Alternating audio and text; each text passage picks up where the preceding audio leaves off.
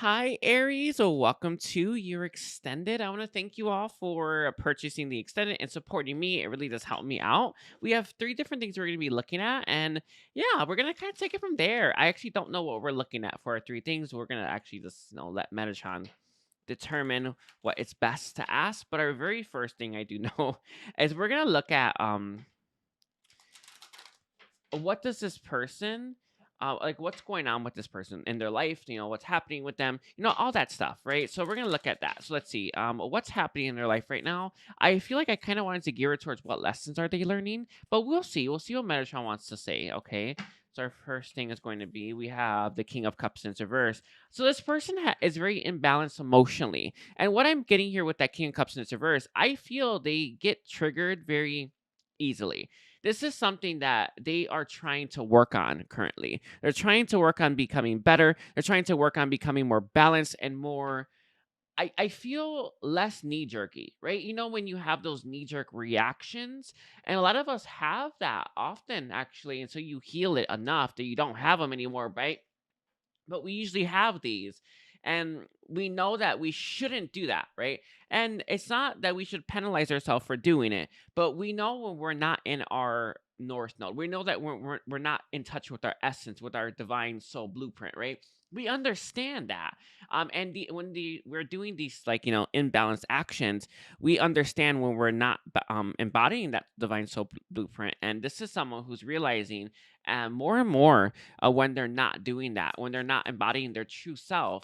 And this is something that they're trying to work on right now. So we have here the devil. Yep, there it is. I am getting this really strongly here. I wonder if it's gonna, like, focus. Anyway, it's like, is it gonna focus? There, I think it's better. Anyway, but with the devil here, this is something that's not easy to deal with, not easy to fix, right? But with that Hierophant here and actually with that Hierophant here, these are like traditions, habits, belief systems, all these things. They're trying to learn more about, I feel what's pulling their strings. And it's interesting because I'm pretty sure that this devil actually has some strings on it, right? This is someone who's learning more about what's pulling their strings, and when they do that, that thing no longer has power over them. It's a really big thing for this person. We have the Six of Swords in its reverse. Interesting. This person has a habit, Aries, of just moving on, letting go, releasing, forgetting about what happened. Um, sorry, they have a habit of doing that. They really do. They're not doing that this time with you. All right. This is someone who's definitely learning what they need to learn before they just start to get going. And this is something that's going to put them more in their power. I do feel they're learning more about themselves, who they are, the good and the bad. Right. Well, it's interesting because I feel like across the world, everyone, right? This is the Ascension timeline after all, right? Everyone wants to be the best version of themselves, right? All of us are striving for that. We have that in our heart. And but when we are faced with times when we're not being our best self, or we're not open to hearing the constructive criticism, right? When we're not our best self, we start to shut down and push away, and get very really provoked, right? This is someone where it's like they're no longer letting their triggers keep them from growing. In fact, they're learning more about what's triggering them. They're learning more about what's pulling their strings. And they're learning more about what's going on behind the scenes. And that's what's making this person really, really, really grow. It's interesting because I feel like this is something that they always used to run from. This kind of experience. I don't feel like I need to change, right? And now they're learning Four Swords. I need to change. It's very, very crazy. And then we have the Page of Wands in its reverse. This is something that they feel is it's the Page of Wands in reverse is like that soul's path, right? I also feel that they're re-examining what they didn't examine in their past as well. They're learning to do that. Are you gonna focus on me? Okay, sorry. It's just I don't know. I don't like putting it on manual, but I'm just gonna have to put it on manual. Yeah. I don't like doing that because it's just like I don't know, it is what it is. But there it is. It won't shift anymore, Aries. But this is someone where they're looking back at stuff that they ran away from, especially with that Seven of Swords in reverse. There's a lot of truths in this person's past that they were overlooking. That's very interesting. So where do you want to take it from here as the second question that we're gonna ask all the signs, Minatron? Hmm.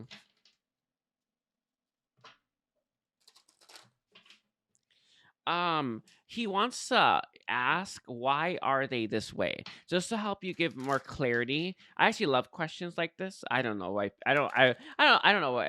I'm sure you do all do too. But these are usually healing questions. Like, why is this person this way? Why are they this way? Why are they a runner? Why don't they face their issues? Why don't they deal with their stuff? Let's see.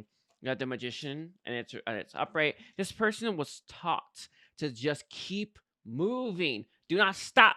Right, just keep going, just keep going, just keep going. And this is something that they've actually kept doing. It's interesting because with the Ten of Swords here, don't matter how many painful endings you have, you got to keep moving. And this is something that they were always taught to do. I'm seeing like teachings, specifically I feel with the father, right? Just keep going. Don't let anything hold you back. But in reality, it's not you facing your issues isn't holding you back. It's like the craziness of how we perceive certain stuff, right? You know, you facing your issues or you healing isn't holding you back. You not healing is holding you back. But for some reason on Earth, everything's all backwards here on this really, really backward planet, right? Whereas everything's the opposite somehow.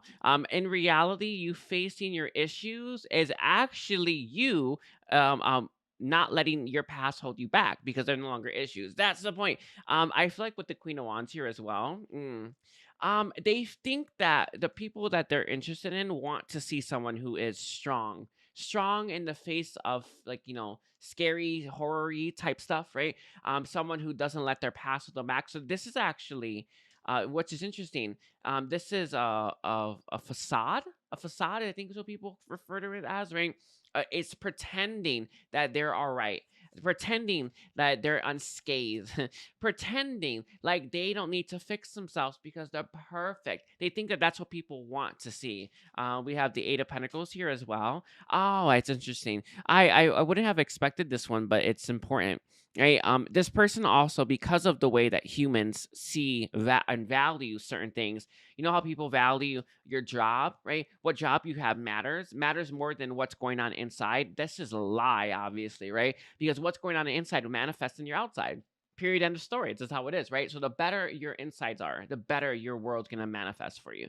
Just how it be, right? This is someone who thinks the only thing they need to work on was their career, was their money, because that's the only thing that matters.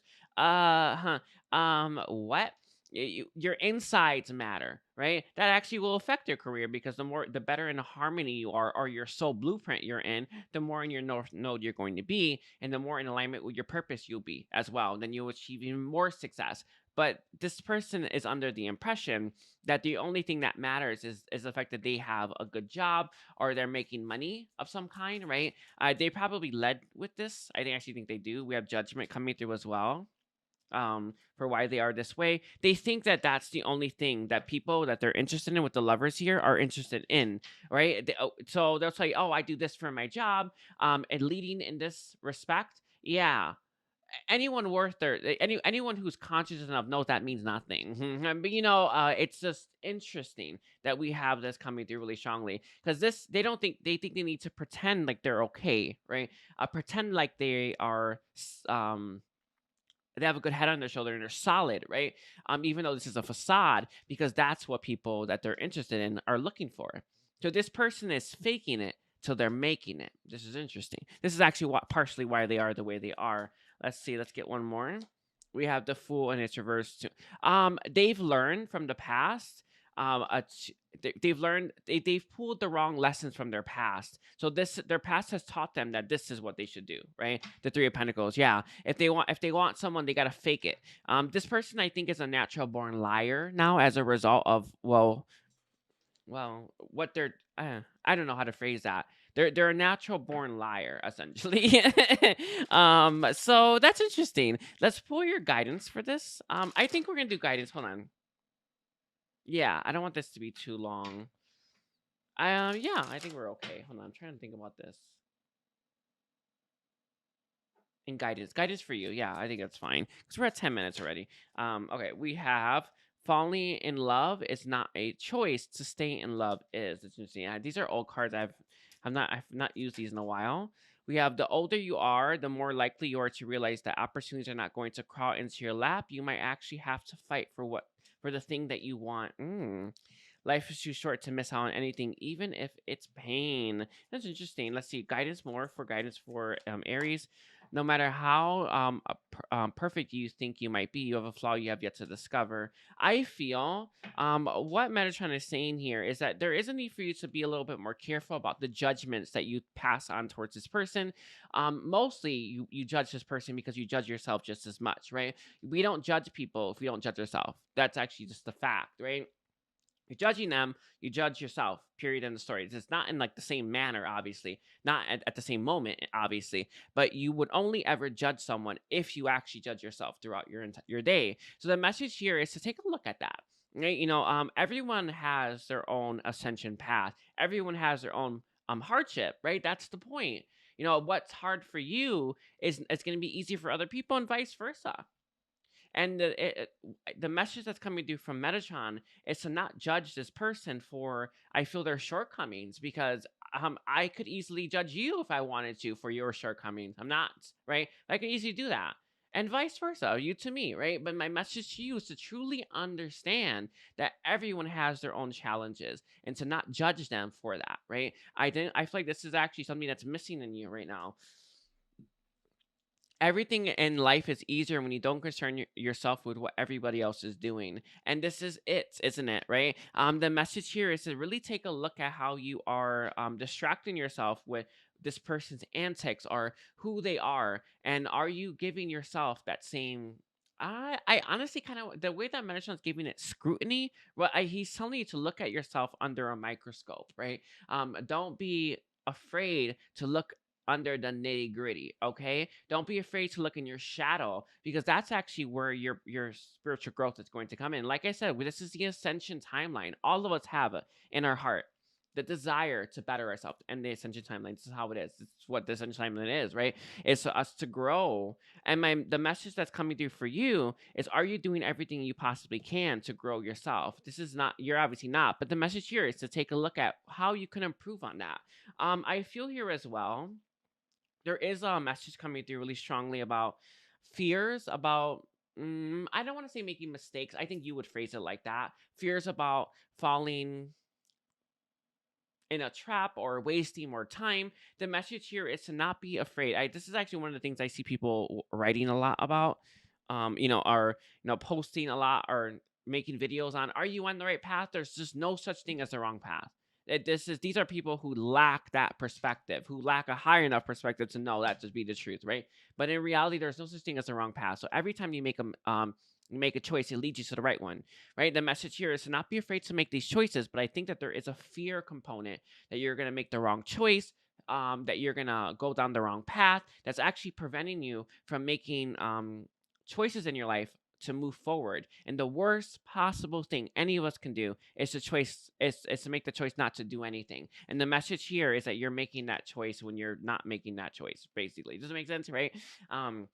I feel here as well, a lot of you might be holding on to this person, and it's your choice to do that, right? You're choosing to hold on to them. You're choosing to stay stuck. And the message here is you don't need to do that anymore if you don't want to. Okay, so I'm gonna leave it there. I'm gonna thank you, Aries, for being here. Don't forget to watch your entire chart and take care. Bye, Aries. Hi, Taurus. So welcome to Honest Love Tarot. So today we're gonna be doing your extended. I don't know why I said Honest Love Tarot. Welcome to my channel, Edgar Mendez. Anyway, so we're gonna take a look at your extended. We have 3 different things we're gonna cover. 2 questions and guidance. Okay. So our first thing is going to be, what has this person's life been like? So what has their life been like? Let's see, what has this person's life, Taurus' soulmate, twin flames, life been like? Okay. You have the Ace of Wands here. Ooh, it's not good. I do feel with the Ace of Wands in its reverse, they've had to pause. It's funny. It's somewhat similar to Aries' reading a little bit.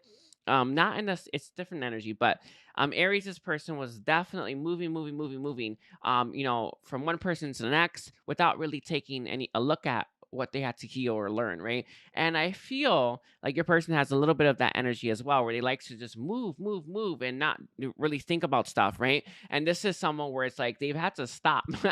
They've had to stop and look. You see this chariot, though, it's a bit different. Normally, it's like one person's face forward, And this card, it's one person faces their side. They've had to take a look at something that they didn't want to look at.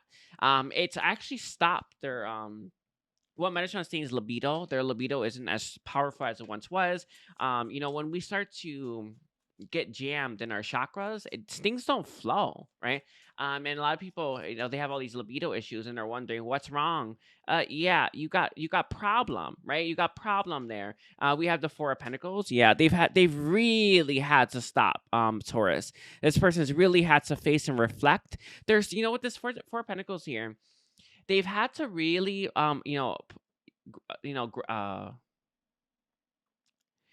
I don't know how to phrase this, but it's like they've really had to push something on their heart, essentially. Like they've had to, like, there's something that they didn't want to experience or feel, that they've really had to like grab onto and put it right on their heart, and it burned and it hurt and it ached. Seven of Swords. They didn't want to do this, by the way, but they've had to. Why did they have to? We have the Four of Cups in its reverse. They couldn't help but look into their past and reevaluate. I actually think that this is actually in reference to you and your connection, because I see someone here who's reevaluating their choices, what they've done, who they are, and what they've actually left behind. And it's like they've had no choice, especially with those two fours, by the way, right? They've had no choice but to look at their past and reflect. It's, ooh, they didn't want to do this though. Whatever this is, whatever they've had to put on their heart, you know, like it burned. It's a burning sensation. We have the Queen of Pentacles in its reverse here as well. They tried to throw themselves into work because it was so painful, but they're no longer able to do that. It doesn't provide any kind of escape anymore. And it's interesting because it's like you can physically be there, but you can't mentally. And that's actually where the past is catching up with this person. Mentally, it's catching up with them. They didn't want to face this physically. They're running, but mentally, it's all there. And it's sorry, I'm seeing race cars. I don't know why that's so strange, but he managed to show me race cars. It was faster than I don't know. They had a Telsa. Is it Telsa? Telsa? I don't know. That wasn't car wasn't fast enough, and they got chased down with race cars anyway. We have the King of Cups coming too. They've been stewing in this, whatever this is. They've been stewing in it for a while. We have the Sun now. I feel like they're hoping that their life would get better with time, but they have been stewing this for so long. It's interesting because normally I will look at the King of Cups and I think that cup is real full, but it's not. It's empty. There's something that they're out of now. Let's see. Last card, Ten of Swords. Yeah, I told you. It's like it's something that they're out of. They thought things would get better. I feel like with everybody else they've ever met, they've ditched them. They were like "F you" kind of thing, right? You know what I mean? And it just eventually they got over them. But they couldn't do that this time. They've had no other choice but to reflect on what they did to you, how they treated you. What they put you through, right? They have no choice but to reflect on that. And it led to a very, very brutal, painful ending that they've had to face. So this person didn't face that. They didn't feel that brutal ending, that brutal pain of this connection when it ended. I feel like when it ended, right? Right away. They felt it eventually, basically. And I think that that's very interesting. They felt it eventually. It hit them slower, not later. Yeah, wait, did I say slower, not later? I don't know why my words have been a little bit off. I have been growing exponentially, and sometimes that makes you a little wonky. On a higher self, restore my grounding to full depth. Okay. Anyway, it hit them later. And I guess slower too. Why not? Because it was a slow, achy type pain. Okay. We have the Wheel of Fortune here in the tower. Yeah. It hit them like a ton of bricks. That's funny. That's real funny. A very painful kind of experience. It's funny. Very similar in some ways to Aries' reading. But definitely. The past has caught up with them. They could only run for so long, in the Telsa, right? Those cars are not that fast. All right, let's see. So we're gonna look at why are they the way they are? So that's our second question. So why is this person the way they are? Why is Taurus' soulmate, twin flame, spiritual connection? Why are they the way they are? We have the Hermit. Interesting. They don't like to go within. very often.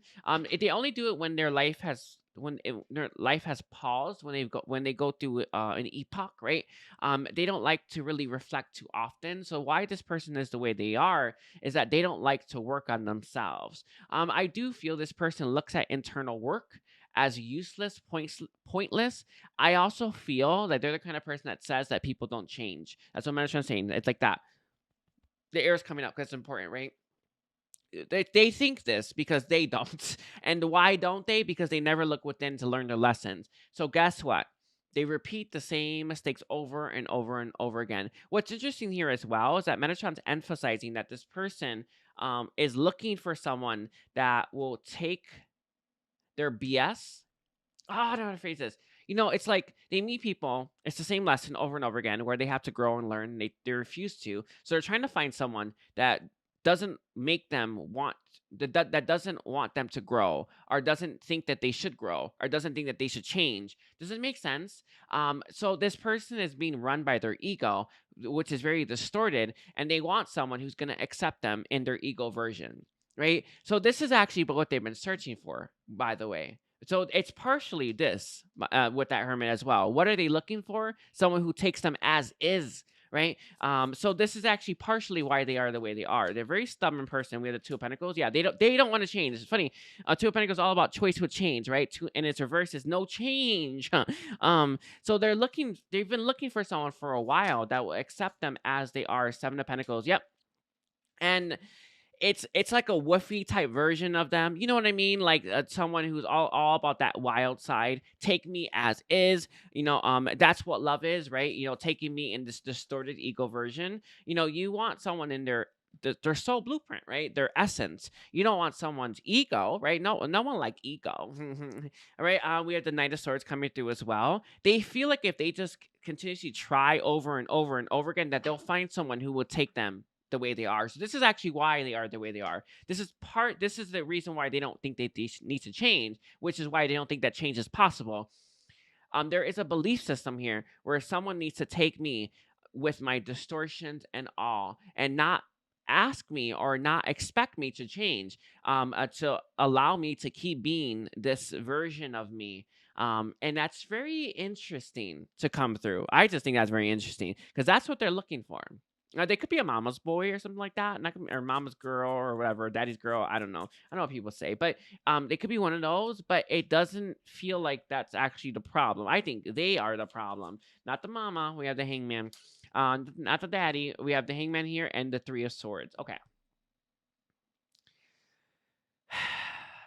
They've never taken the time to look at the painful experiences that they've gone through, ever. And with that, Six of Swords in its reverse. I do feel they see pain, painful situations as something that you should always try to escape, not face. Right? The only way to change is through. And I can see why this person doesn't believe change is possible, because they have not learned this, which is actually what you have taught them. By the way, it's here. They've had no other choice but to. This is something that they can't help but do now, right? Because the energy of the connection is pulling them to really reflect on what they are trying to dismiss and ignore. Very interesting. Wow. I mean, I just didn't. I mean, I don't know what I expected, but I just didn't expect that. But very, very interesting to have come through. Anyway, let's see. Let's grab your guidance now. Can I get the guidance, please, for We have life is like riding a bicycle. To keep balance, you must keep moving. I feel the fact that your reading has been that this is actually something that you need to look upon when it comes to yourself. Do you have similar tones to how this person approaches life? Do you just think that you need to just keep dating people and eventually you're gonna win the lottery? Do you think that? It's a message because of what we have here. I mean, this really sums up this person's mantra, right? When it comes to love. Just get back on that bicycle, get back on that horse, right? We have make mistakes, take chances, be silly, be imperfect, trust yourself, and follow your heart. Always, always, always, right? No matter how perfect you think you are, you have a flaw. And the message here is to not be afraid to face these flaws, not be afraid to heal them, right? I feel the message here is to not take life so seriously as well. It's don't look at like I feel imperfections to do with yourself and then come down hard on yourself, right? It's not gonna help anyone, right? We have love is not happiness. Love is, however, purifying, inspiring, motivating, and incredible source of personal growth. You can read this if you want. These are I already know what it is, but the reminder here is that if you're thinking that someone can make you happy by them loving you, you have this is false teaching, right? Only you can make yourself happy by you filling yourself up, by you satisfying your own needs as well. And the message here is to take a look at that. I always say that, and I always did a comment. Oh, am I supposed to be alone? That I never said that, right? But you do need to learn to take care of you, and that's the point. And the message here is to make sure you're learning that. A lot of you are looking at love and think that you're gonna be so happy when it's in your life. And I have news for you. This is false. Again, this is the ascension timeline, right? The ascension timeline has those rules in place. The message here is that love cannot make you happy, right? That's the point. Failure is not the opposite of success, it's a part of it. And exactly too, right? Let's see, we have one last one. I'm gonna try to stay in this one. We have falling in love is not a choice, to stay in love is beautiful. It's about you loving yourself. Sometimes painful things can teach us lessons we didn't know we needed to learn, or we didn't think we needed to know. And the message here is to understand that what you have been experiencing throughout your entire love life, including this connection, has been teaching you stuff. Whether you think you need to know that or learn that or not, it don't matter.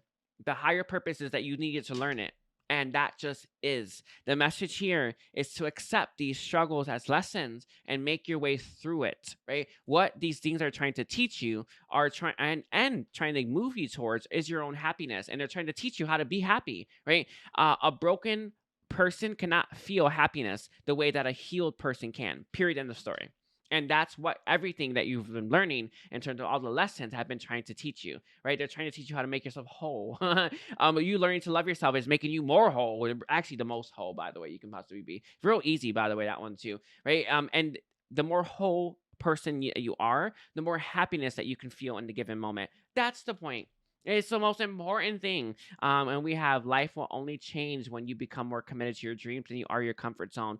A lot of you're stuck in this merry-go-round, dating probably the same type of person. Maybe it's narcissist every time, or a cheater every time. So there's always some type of person you can always attract into your life. But whatever the case is, the message here is that you're gonna have to get off that merry-go-round if you want to have different experiences.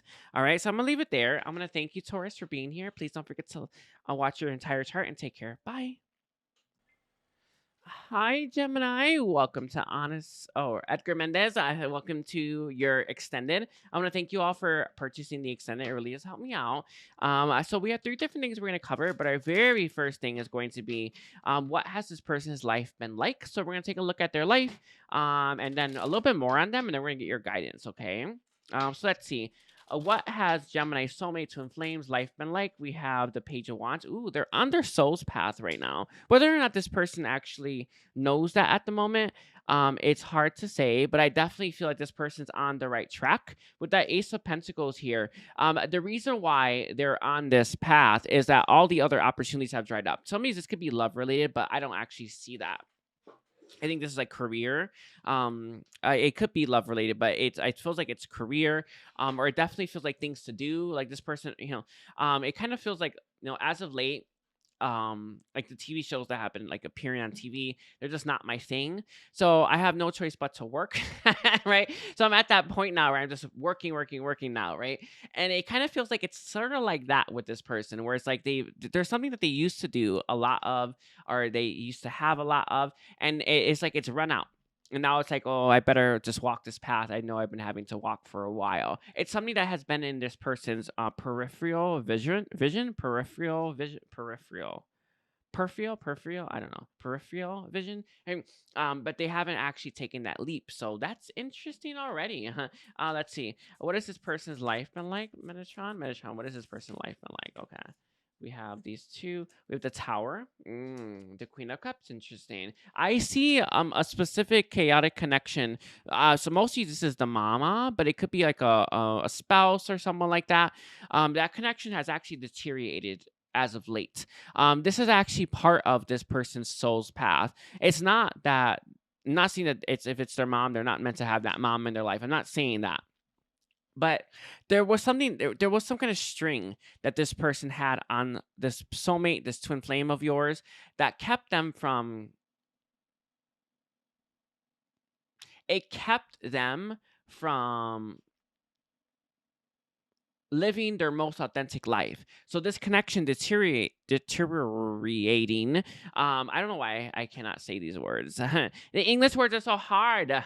Anyway, this connection just falling apart actually is helping this person take the necessary steps in the right direction. This is actually a really big shift for them. With the Wheel of Fortune here, what appears like bad things to happen to them is actually a really good thing. And this is actually one of the countless things or countless ways that the bad experiences that we perceive in the moment to be bad or awful or terrible or traumatic, right?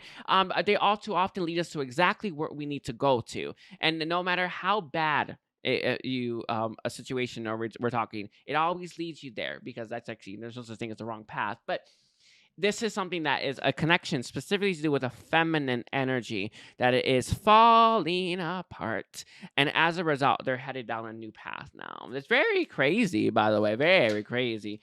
We have the Three of Wands in its reverse here. There's a lot of expansion that this person hasn't actually achieved yet. It's on the horizon. It's coming. It's in full swing. That's what Metatron's saying. Full swing. It's becoming full swing, but it's not there. That's not there yet. Sorry, there's like cat hair. I just got cat hair everywhere anyway. But with that Three of Wands as a verse, this is a lesson, a spiritual lesson that this person is learning. With the Two of Cups here as well, they're also learning what is not healthy versus what is healthy for them in terms of connection, right? This connection, whatever it is about this feminine figure, it's actually imbalanced. It's toxic. It's unhealthy. And this person is learning the difference between a healthy connection and a toxic connection. So that's actually what their life is like, which is interesting because now it's leading them down that new path. I'm actually going to pull a card on that to see what path it is, but it feels really, really big. Okay. And then we have the Four of Cups coming through as well. Interesting. Boredom. I told you. I told you. Boredom. It's what's leading this person down the new path. It's like all the other things that they were using in terms of distraction with the devil here. They were using. There's no more of it, or they're bored of it. So now it's like, okay, I got to do work now, or I have to work on myself now. I have to go internally now. You know what? I've been meaning to try to find my purpose. I've been meaning to try to find fulfillment. I haven't done that yet because I've been so distracted, but well, this isn't working or it's gone now. So I might as well just do it. So this is very, very big shift for them. It's coming in the form of life drying up certain stuff, certain areas of their life. Specifically, there's a feminine connection. However, it's not, this is just the tip of the iceberg. There's so many other variables at play that have actually pushed this person down their soul's path. And the devil here as well, there's strings, right? There's someone here who's had strings on this person. Let's see what's here. We have the Knight of Swords. It's interesting because this person has been, I don't know what the word is, wishy-washy, right? To walk this path, but now they're going full throttle.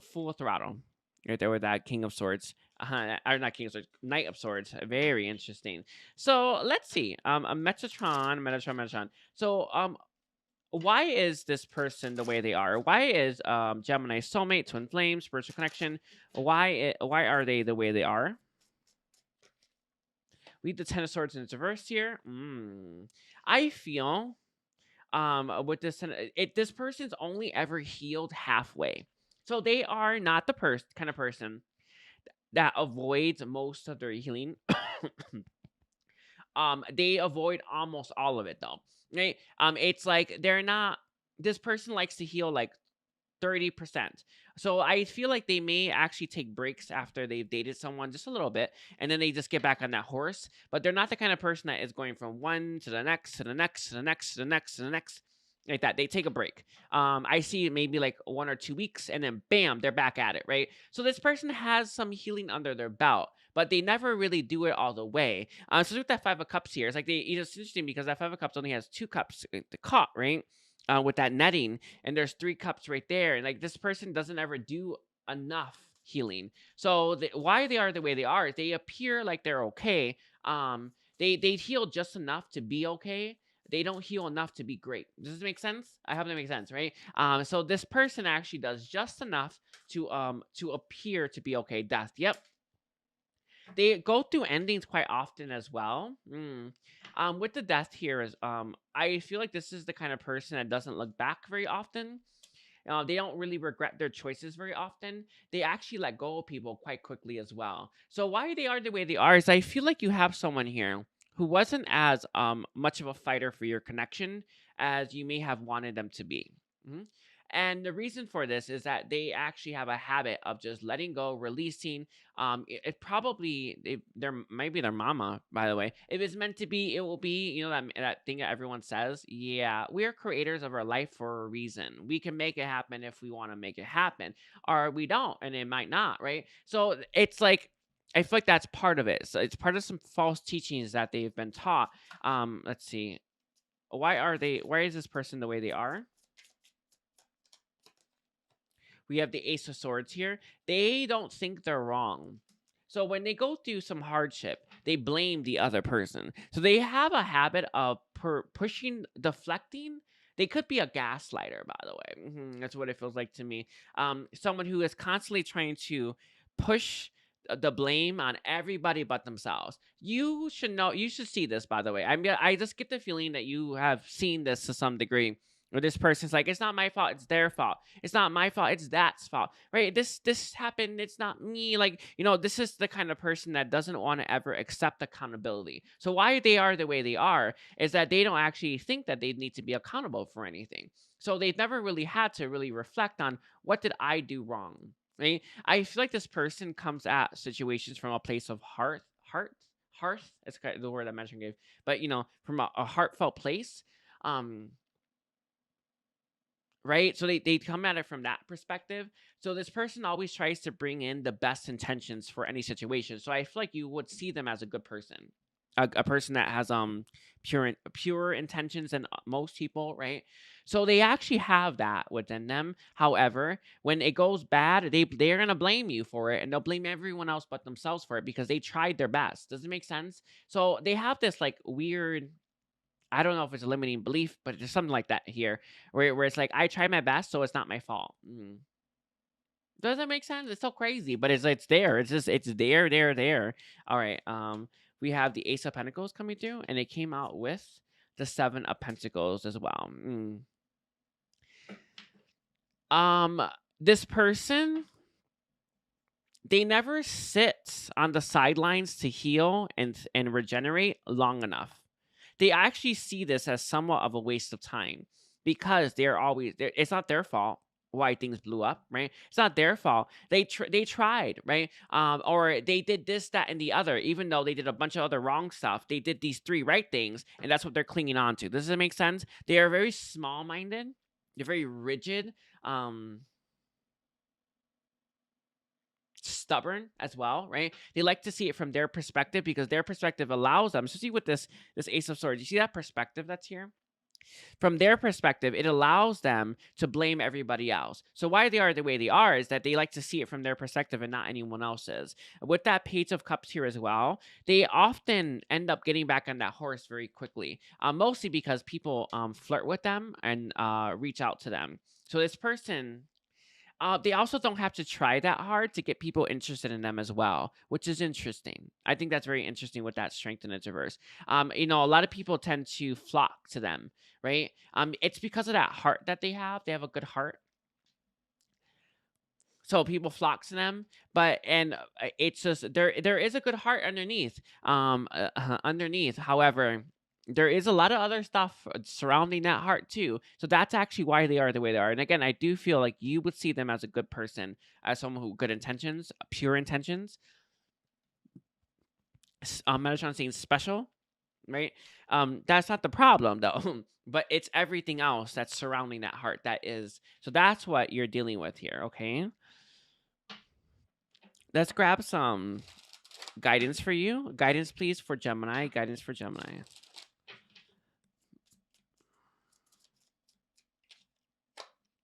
Speak when you are angry, and you'll make the best speech you'll ever regret. Interesting. You have a temper here, Gemini, and you might actually be. I think that because you're doing something that is in some ways right. It's interesting because this is actually what I was having a hard time channeling for this person of yours. Their intentions are pure and what they're doing is probably right for them. However, I feel like the execution for some of this stuff is wrong. So even though they might be acting from a place of hearth, right? And Metatron's giving hearth as the word, right? How they're going about it is probably really awful, right? And the message here is I feel like you have that mirroring tendency. You are saying stuff that needs to be said, but your execution is awful. And it's actually making people quite turned off, and it's probably actually making you have a lot of regret. You definitely need to learn to reflect on what's propelling that or what's pushing it. No, he's saying Medicine's giving what accelerating accelerants, that's what he said, accelerant. I think it was when you start a fire with some gasoline, right? He's saying that you need to look at what's creating that accelerant for you, because that's when you're going to be able to come from a more balanced place, make mistakes, take chances, be silly, be imperfect, trust yourself, and follow your heart. People may not tell you how they feel, but they always show you pay attention. I also feel here as well is for you to start following your heart to meet new people and new circumstances. And the message here is that you might be hoping that circumstances and people are going to find their way towards you. But I have news for you. I know that everybody else in this world believes, says something else. And it's not that you never get anyone come into your life, but in reality, why chance it? Right? Why chance it? If you feel called to, which is actually what I feel the case is, to meet someone, broaden your horizons, new friends, new romantic partners, the message here is to do it. If you want to be happy at the end of your life, are you going to keep hoping that somehow happiness finds you, or are you going to actually go out and create that happiness for yourself? I feel like the message here is that there's not enough proactiveness, right, towards the things that you desire, and you're kind of hoping that they just fall into your lap without you having to do much work to get them. The message here is that this is quite frankly not true. Whether it was your intention or not, you will hurt the ones that you're closest to you. And I feel like this is actually that reminder for those of you that need to let go of people. I feel like this is friend group, right? That are not in your highest good, is to let go of them. All right. You must try to generate happiness within yourself. If you are not happy in one place, the chances are you won't be happy in any. And there is a message here about learning to make yourself happy from within, satisfying your own needs. But I actually think that this is in reference to what you actually want. There's something about you wanting happiness for your future, right? You wanting fulfillment, right? It just feels like that. That's the energy that's coming through really strongly. That's something that is at your heart and you're desiring. However, I don't think that you're going after it enough. And the message here is that you're going to need to. Some of you also, in order for you to attract that happiness into your life, you need to learn to embody the energy of happiness, true happiness as well. You can't go back and change the beginning, but you can start where you are and change the ending. Sorry, that's it, isn't it? Sorry, it's just so crazy. That is it. I feel like that's just the energy. It's like so clear. It's that one, but the message here is that where are you right now, and where do you want to be, right? Don't be specific. Be in terms of like, you want to have happiness, right? Great. You want to have a fulfilling, purposeful life? Great, right? What can you do today that's going to make that happen tomorrow? There you go, right? And that the more you work on that, the more progress you're going to make towards that, and the closer it's going to be to you. All right, so I'm going to leave it there. Thank you, Gemini, and take care. Don't forget to watch your whole chart, and bye. Hi, Cancer. Welcome to Honest of Tarot. Oh, gosh, I keep saying that. Welcome to my channel, Edgar Mendez. Anyway, one of these days I'll get it. I want to thank you for purchasing the extended. It really does help me out. I do appreciate all of you. So we're going to be looking at two different things about them and guidance for you. So let's see. The first thing we're going to look at is what has their life been like. So what has this person's life been like? We have the 10 of Wands coming out as your very first card. This person has a lot of loyalties to people, places, things that are actually making this person's life very difficult. And this is actually so true for so many people. This world has a really thick collective energy about prizing loyalty, right? Or what it means to be loyalty.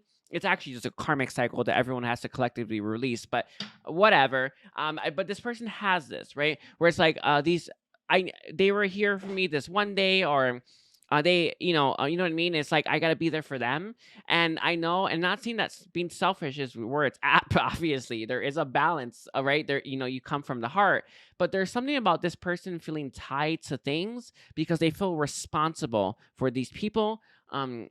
And they feel like they need to stay in their life, and this is simply not true. I swear it feels like it's a friend group specifically, but it could be like a connection, right? But whatever the case is with that 10 of wands here, this person is, they're definitely being weighed down by these people, places, things. Okay, very interesting, very, very, very interesting. Okay, let's see, we have the 2 of swords as well. They don't see their life getting better right now because of this. I don't know if they are connecting the dots. I think this person's under that impression. I was watching God, I forgot what it was. It was something on a documentary, but it was where people were doing all these bad things to other people. It was pretend though, but not like it matters to me. I was watching regardless, but they were doing it right, and they asked them, "Why did you do that? Why?" And they're like, "Oh, I didn't think I had a choice." Right? I didn't think I could say no. And oh, I know what I was watching. It was that McDonald's thing, or no, it wasn't just about McDonald's, but it was like don't pick up. Oh, good one, by the way. It was a real good one. Anyway, but this person's like, I didn't think I had a choice. I didn't think I could say no. I didn't think I could stop it. And this person feels like these connections that are in their life, they don't think that they can actually say no to them. They feel disempowered when it comes to that. So there's a lot of these connections demand a lot from them. A lot. 2 of Pentacles, and they give very, very, very, very, very little. 5 of Pentacles reversed. Yep. It makes their life feel hopeless as well. Ooh, this is like the darkest one I've had so far. I did 4 in a row, but this is definitely the darkest one. We have strength. Yep. They feel helpless and hopeless. They feel weak. They, they feel insignificant. I do feel these something about this person's needs are not being met by these connections as well, and they feel hopeless to ask for them. For one, I think that this person understands on an intuitive level, right, or maybe just with their heart, right, that these people, places, and these things can't give them what they want, right, but they feel like they have no choice but to stay. Some of this could be a work, by the way. It could be work now that I'm seeing that 2 of Pentacles there, where it's like they gave me a job when I needed it, right? So I now have to stay here, even though I'm not getting paid much, right? It could be like that, but I think a lot of this is friendship.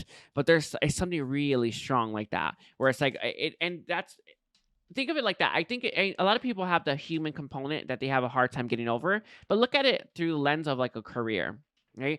If someone hired you when you needed a job, and you've been there a while, you paid your dues, and it's like, I need to leave because I need more money, but you feel guilty about leaving it.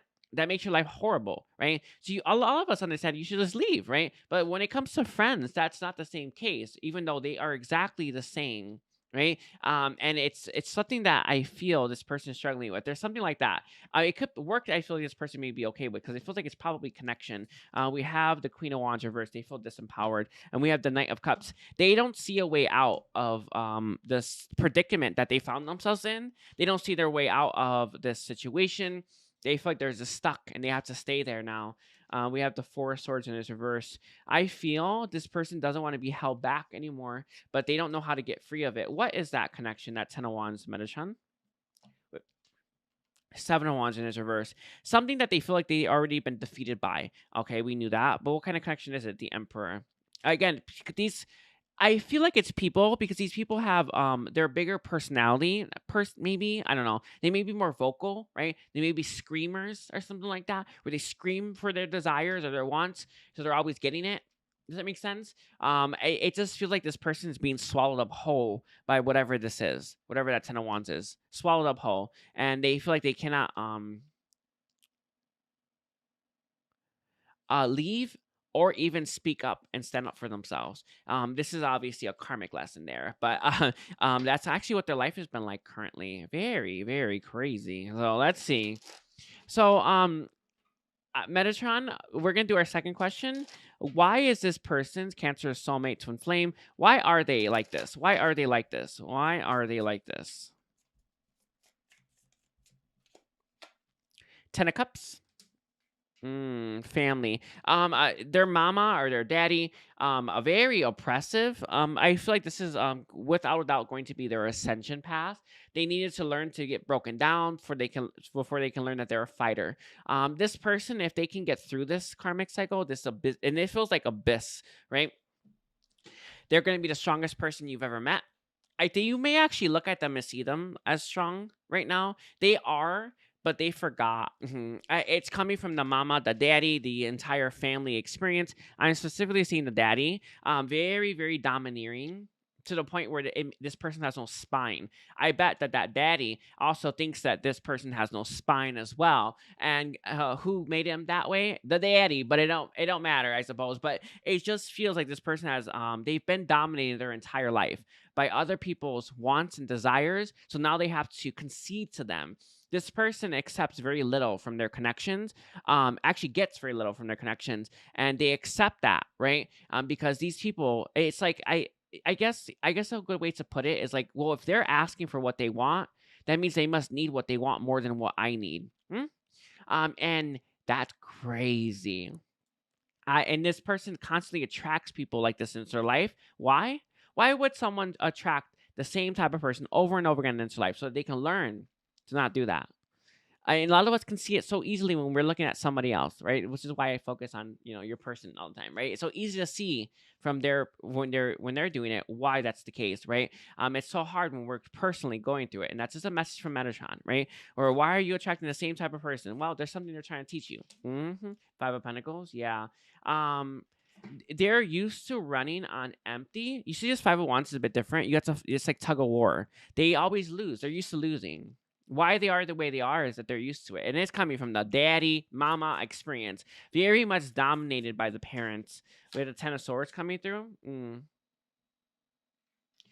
They have been used to pain for so long that they don't even know that they have a choice now. It kind of reminds me, when you, what is that, Stockholm syndrome, right? Where it's like you've been with it for so long, you just think that this is normal and you think that this is where you want to be, but it's not actually where you want to be. I feel because this person's had these types of connections their entire life that they think that this is actually what they want and what is best for them. Ooh, it's so juicy, isn't it? Right? Again, this is like the darkest one I got so far. This Cancer reading, right? It's so crazy with the Six of Pentacles. They're used to fighting for scraps, as well. This person feels naturally disempowered. This disempowered state that they're in is what they're accustomed to and used to as well. Very, very crazy. So crazy. That's all I say. So crazy. That's all. Oh, wow. And then we have the Five of Wands. Yep. From the childhood experience, they used to be a bit of a fighter when they were younger, and then the mama, the daddy, both of them, probably their siblings as well, just dominated them, and they made this person feel really small to the point where they have no voice. They have to stay put. They have to stay in these situations they don't even want. And it's something that they're, oh my God, the Seven of Wands came out reversed again. That's funny. Why they are the way they are is that they never won a day in their life. Never. And they don't even know that that's even possible. They don't even know what that feeling is of winning, of having your needs met before someone else's, or even speaking up about your own needs. What's behind here? The King of Cups. Again, I'm getting strong daddy issues. I also feel that this person's family, specifically the daddy, had either a drinking problem or would have a temper, that this person learned to not step on their toes, right? To learn to be small with them. Does that make sense? I hope that makes sense, right? This is, of course, an ascension path that this person's chosen so that they can actually feel that smallness so they can grow into something huge. Mammoth is what Metatron's giving, right? But they have to be able to work through these lessons on their own, which currently, right now, this person has not made much progress here. How much progress have they made?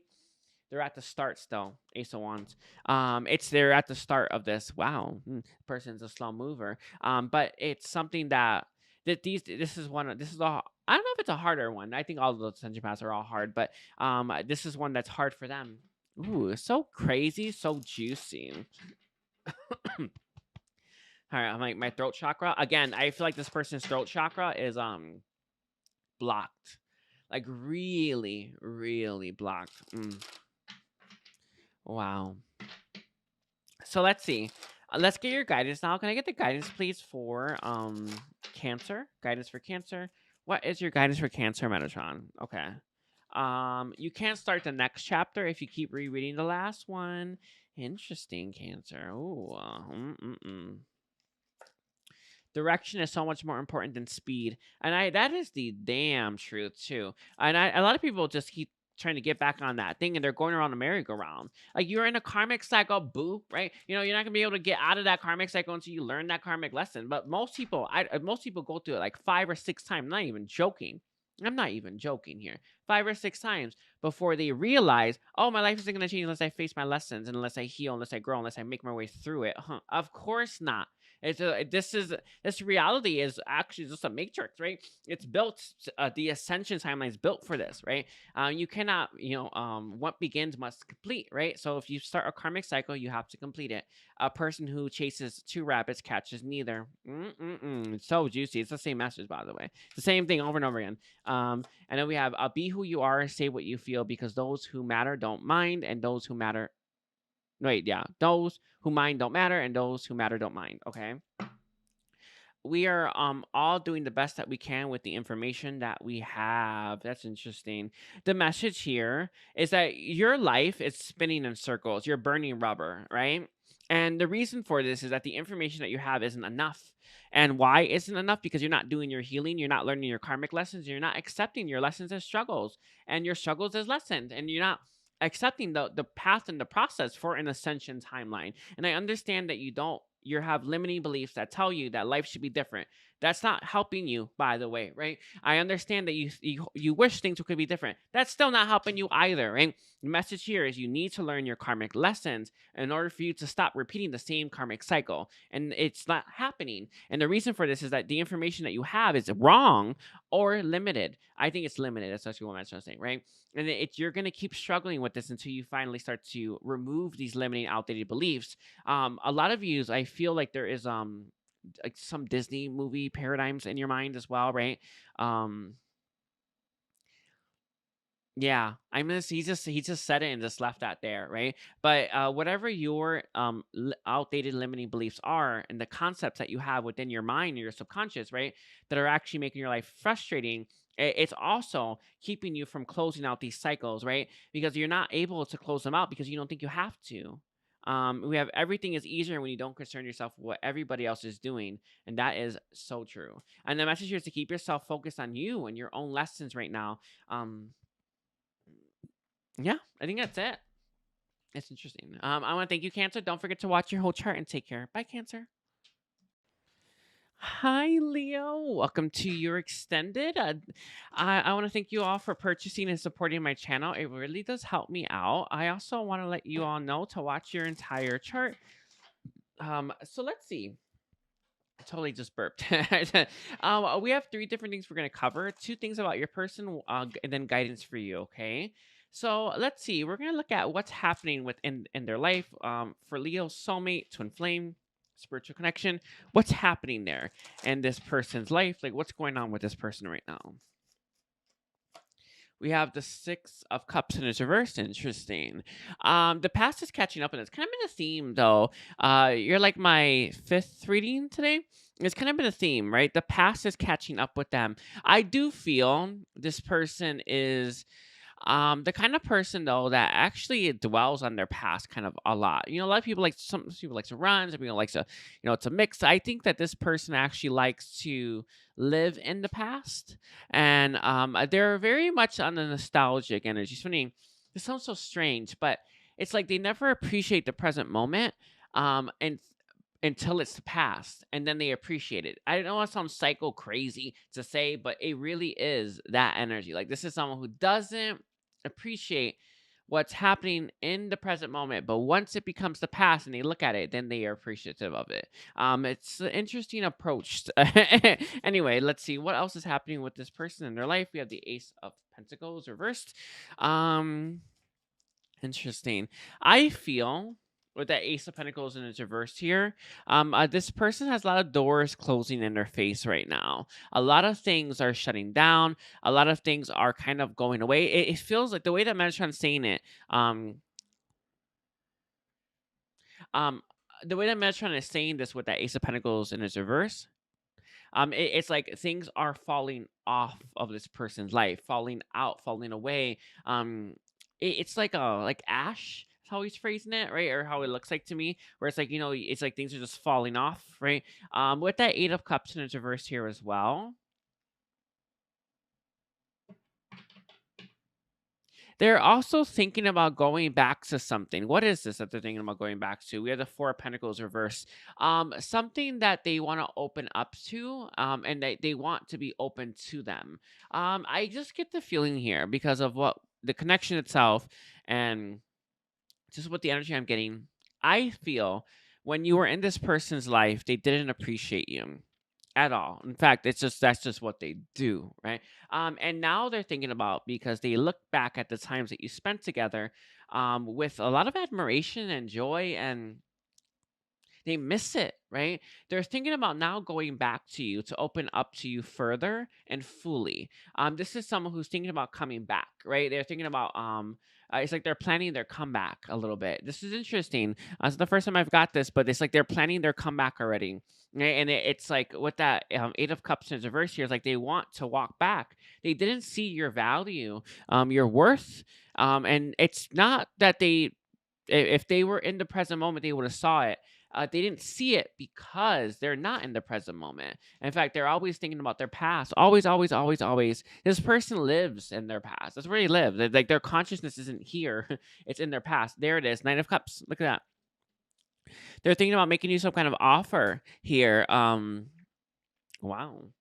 With that Empress in reverse, they feel like you might be closed off to them and you're not open or receptive to them, but they're coming in anyway. They know that they're going to take some sweet talking, right? It's going to take the right words, right? This person knows that they have to say the right things in order to get you to let them in. Yeah, Five of Wands reverse. In order for you, for you not to be blocked off to them, with this Three of Swords here, their life right now is kind of heartbreaking, right? This person's realized your value, your worth, and what you brought to their life. And in fact, it's something about the infusement of that energy that you brought into their life. It was. This sounds strange. I have to say it like this. I'm not saying that you're not like attractive. I am sure you are to this person, but it's like you're so much more than just your physical attraction. Does that make sense? Like it's like this person looks at how they felt when they were around you, the dynamic, the stimulus, right? And they think like this is what's making this person make this offer, not your looks. I know it sounds strange to say, but it's like this person's like I don't even care about how they look really. It's like it's the connection itself. That's the energy coming through really strongly. Like that's what I miss. You know, it's really clear, by the way. Yeah, the Page of Pentacles, like they're really clear and focused on that. Like they miss your connection. They missed the time you spent together. They missed um the exchanges and the banter that you had. That's what this person misses. And even if you don't even have anything physical, this person don't care. They want that connection again. And it's interesting because it wasn't until you became the past, you became history, that this person then figured it out that you are what they want in their life. And why is it? We're oh no, never mind. I just realized that's our next question. We're gonna ask why are they the way they are. So this is an interesting energy. Why does this person live in the past? So we'll see. Metatron, why is this person the way they are? Why is Leo soulmate twin flame the way they are? We have the world in its reverse. This person never lets go of the past ever. They move forward physically, like in a physical experience. They're not living in the past, but energetically, that this is just what they do. This is something that they've actually learned because the world is about completion, and the fact that why are they the way they are is that they never complete stuff. It's interesting energy. It just is what it is, but I feel like physically this person isn't actually in that moment, but they constantly live there. How do they do this? They never let go. They never release. They never accept. Right. I do feel there's a bit of stubbornness with this person. You know, all of us have to learn to accept things that we have no control over it, but this person doesn't. And how they do this, how they I feel they mentally approach that. The fact that you don't have control over everything is that they just choose to live there in their mind, and they actually can, technically, energetically speaking, anyway. Actually, the only thing that matters truly, but this is something that they do. Why they are the way they are is they don't like to admit that they don't have control. And we have the Ten of Pentacles in reverse. Interesting. So this actually is stemming from the childhood experience. This person comes from a broken home of some kind, and they clung on to, when it comes to their family dynamic, the good times that they spent. I do feel this person's a cherry picker as well, right? They tend to hold on to the good parts and live in those parts while they're physically in the present. So it's like they're constantly experiencing an echo of the pleasantness of those good memories, rather than actually facing the reality of where their life is currently. I hope that makes sense. And this comes from the broken childhood dynamic that they actually started out with in life. This, I feel like there would have been good memories of like the family being together, the family being whole, the family spending time together, and then it broke, right? And how did this person handle that situation? Well, they pretended like they were still living the good times. So this is actually it's a coping mechanism, essentially, right? It's a coping mechanism of how they're able to process the change that life actually brings, right? And it is change, isn't it? I don't know if you notice that, but it's change. This is what they're resisting, change itself. So this person is constantly living in the past because of this coping mechanism. It's not enough, but it is enough. Does that make sense? It's enough for this person to keep doing it. We have the devil in its reverse. Interesting. We have the sun in its reverse. They try to detach and disassociate from negative emotions and negative feelings quite quickly, and thoughts. I mean, right? They try to do that very, very quickly, and they try to hold on to, for dear life, the good stuff. Ooh, this is strange, isn't it? I feel this person naturally would actually have a lot of bad connections in their life that they should let go of a long time ago because of this dynamic. So I'm gonna leave it like that. But this would obviously play out in that manner, because if you're holding on to the good times rather than actually facing the reality in the present moment, you're likely to hold on to people, places, and things that suck, that you're not even aware of suck. And it's the reason for this is that you're living in the past. You're living the good memories, and you're ignoring, right? I feel the whole picture. This person is a cherry picker and a compartmentalizer, and that's just what they do. And this is why they did, because of the family dynamic. Okay. We have the Knight of Pentacles reversed. They're stuck in the past. And then with the Knight of Swords here, and it's reversed as well.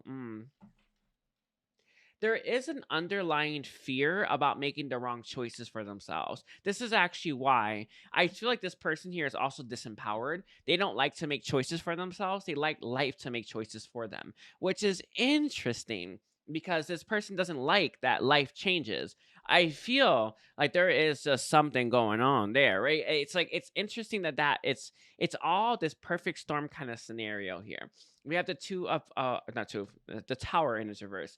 The tower is internal change, but sometimes this can be things change that's not happening, right? And I feel like this is actually why they don't like when stuff. It's like the external world can change, but internally they stay the same. This is why their relationships would actually probably be connections that they've had all their life, because internally they're living the same, I don't know, the best of the best, right, in terms of memories and feelings, but externally the connections must be awful, or this could be work or other things, right? So it's interesting, this person holds on to an internal circumstance that makes them I feel partially live, right, in the past. By I hope that makes sense. Yeah, they partially live in the past while they're experiencing the present moment. So it's interesting because I feel like if you were to just let's say you're in a connection specifically, right? Just an example.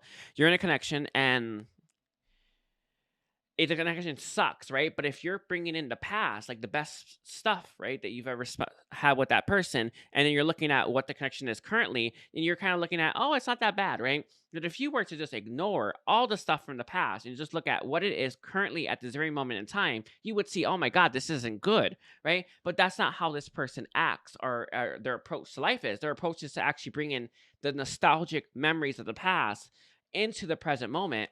and then merge the two to make decisions on whether or not they should keep something in their life. This person doesn't like change, and they like to live in the past, and they like to hold on to stuff that doesn't serve them. As a result, this is the obvious karma that's playing out. We have the Six of Wands coming through, and the Wheel of Fortune as well. There's something about choice here. This person is so fearful about making the wrong choices, they don't make choices, and then guess what? Their life sucks. So very, very, very, very interesting. I mean, it's just the craziness that comes up in these readings sometimes. Anyway, so we're gonna look at this. Leo. We're gonna get guidance now. We're gonna wrap your reading up. Guidance, please, for Leo. We have falling in love is a choice, staying in love is not. You need to reflect on what you think love is, and what you think that means, that you what you think that means you should do with it. Like, let's say you love someone. Does that mean you sacrifice yourself and sacrifice your entire future holding on to them? It appears like that's actually the case currently for you. This is actually false teaching. But Metatron's asking you to look at what you think being in love with someone should be like, or is like, or something like that, right? We have life is inherently risky. The only one big risk you should avoid at all costs is the risk of doing nothing. This is true words have never been spoken, because that there's no such thing as the wrong path. And it's interesting because that came up for this person. There's a fear here about making the wrong choice, and I think that's something that you mirror. And this person here, this is and you both have it, right? But there's no such thing as a wrong path, and the only thing that you can do is make a choice, and that choice leads you to the right thing no matter what, right? The message here is to not stay stagnant, right? Good relationships don't just happen, they take time and patience. That's true, don't they, right? Let's see, let's get some more guidance, please. Take responsibility for your own happiness. Never put it in somebody else's hands. That's very lovely. That is the truth, by the way. No one wants to do that, right? Or they throw. This isn't even a fact, by the way, or nor is it true. Oh, am I supposed to just be alone? They always say that. It's so funny. If the fact that you think that means you're just not far enough. And we have, it's better to be alone than seeing. Oh, this is funny. Than miserable and taken. Beautiful. That you need to learn to make yourself feel happy without anyone, and then you can attract in a balanced, harmonious connection. The older you get, the more likely you are to realize that opportunities are not going to just crawl into your lap. You might have to actually fight for the thing that you want. This is one of the most important lessons that all of us have to learn, being on the ascension timeline, that all of us have to learn to fight for what we want. This is actually why Earth has limited resources right now, right? If you don't fight for what you want, you won't get it. And the message here is that this actually applies to every facet, every aspect of your life, especially abundance and happiness, right? You need to look at how you are, where you could actually fight more for the things that you desire, and start doing that, by the way. But I feel here as well, making yourself happy, taking responsibility for your own future, right? And understanding that the biggest risk that you can do is to not take any action whatsoever. A lot of people come up with lots of excuses why they shouldn't take action. They love it, by the way. They love to like think that their excuse is an excuse. There's no such thing as there being an excuse not to do anything with your life. There's no excuse not to try, right? Because you're the biggest reason why you should keep going. But people don't look at themselves the way I see myself, and I understand that to a point, right? And the message here is, what are you using as an excuse not to take action in your life? And remind yourself, right, that you are worth it. Hard to do, isn't it?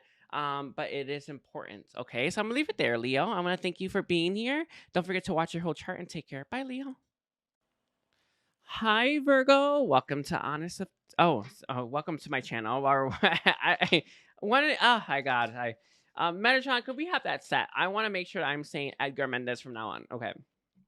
Welcome to my channel. Welcome to the extended, and I want to thank you for purchasing and supporting my channel and supporting this extended. Thank you, thank you, thank you. So we have a few different things we're going to cover, but our very first thing is going to be what is this person's life like right now? So your soulmate, your twin flame, what is their life like right now? What is Virgo's twin flame? Oh, we have the Two of Cups in its reverse. Interesting. They are learning. There's something I feel for most of them. This is actually a career, but it's hard to say for sure. It's something that I feel like it could be people, but there's something that this person is realizing isn't for them. So the Four of Cups reverse. Yeah, there's something like it's something that they may have tried to go after. Could be a person, place, or thing, and they're like, wait a second, wait, I don't think that's for me. I'm not happy here. I'm not getting fulfillment here. And it's just something that this person has been really reflecting on. They could have been stuck in a cycle, by the way, a cycle where it's like they're not making any progress. I think a lot of you this is work related, but it is hard to say really. Just take that how that resonates. But it could be connections as well in their life. But it feels like this person is actually reevaluating a career path. There's whatever career they've been going after, it hasn't really been satisfying the way that this person desires to be satisfied. Right? It hasn't really been hitting the right keynotes. That's what Metatron's saying. Keynotes in their life. So this person's looking at this career or person and they're like, no. And then it's like, well, okay, then where do I go? So it feels like this person's in this transition period of going from point or actually gone down one path and like, no, they're not for me. Now going towards another entirely. We have the Six of Cups in its reverse here. I feel like they're definitely accessing more of the inner child and what the inner child feels is for them, and they're moving towards that with the world here. I also feel as well with the Six of Cups in its reverse, they're closing out something. There's something that they were going after. Some of you, this could be, I swear, I feel like it's career because I'm seeing someone here who may have went after some kind of job that appeared like, okay, that would make me money, but is money for the sake of money worth it when you're spending so much of your time doing this thing that you don't find fulfilling? It's not, right? As a source conscious being, we're meant to go after stuff that's going to bring us joy, and with that joy that we experience with what we're doing, we're going to then have abundance and love and fulfillment. Actually, it's like never ending, by the way. The more you love what you do, the more success you'll have. It's just fact, right? But a lot of people tend to go after things that they think is going to be because they don't trust, right? Or that maybe the success takes time, right? And they think, oh, I'm not gonna have success there, so I got to go after some easy peasy lemon squeezy career, right?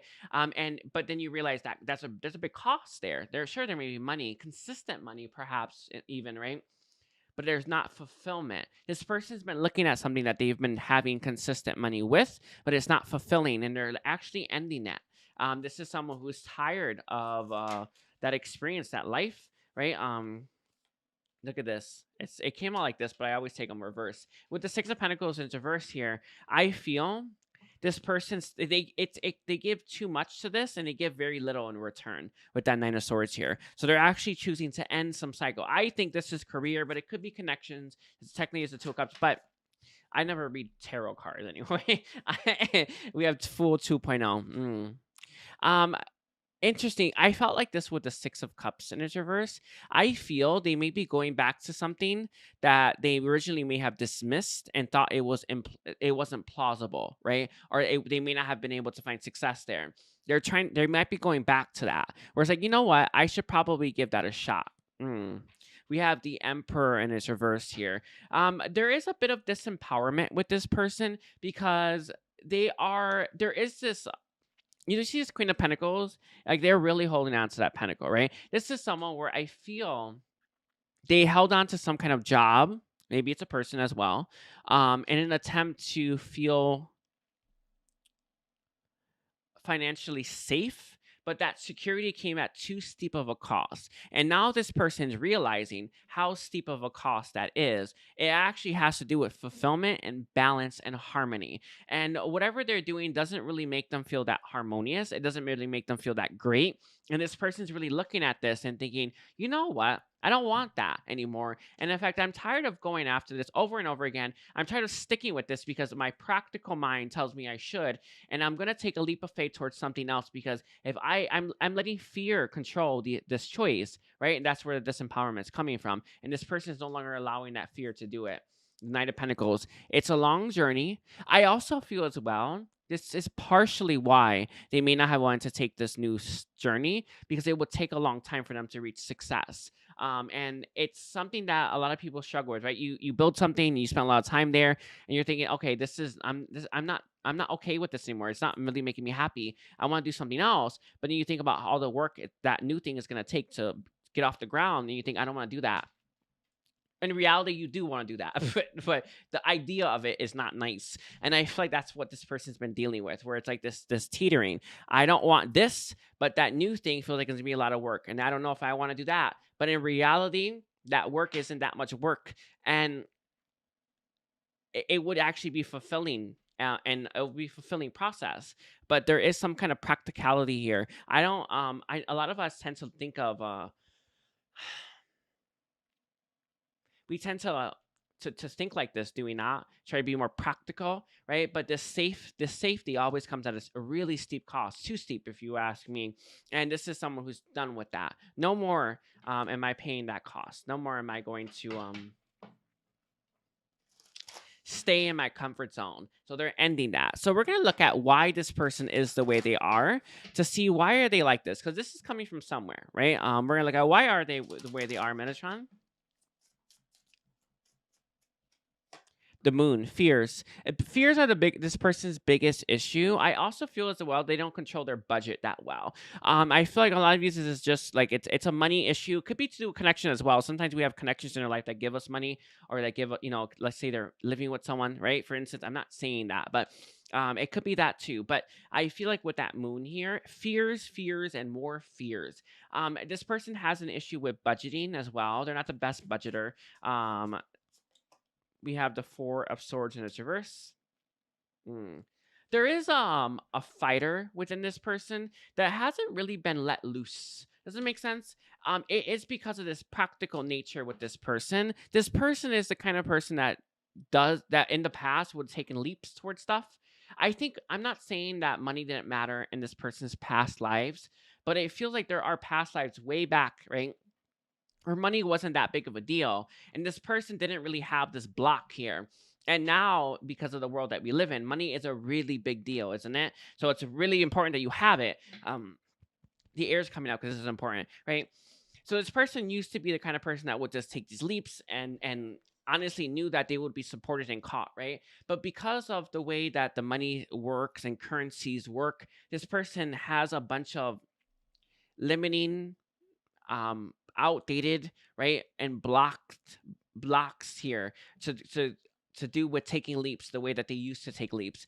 It's the same. I know that we look at the past and think it's different than it is now, but it's not actually that different, right? Society is a little different, but in reality, taking leaps would be supported just as much then as it is now, right? If you were to take the leap and follow your heart. But a lot of times we tend to look at it like if now is different, and I feel like this person has this. They're fighting it, I feel, right? But it's still there, and it has to do with monetary gain. It really is where it's at.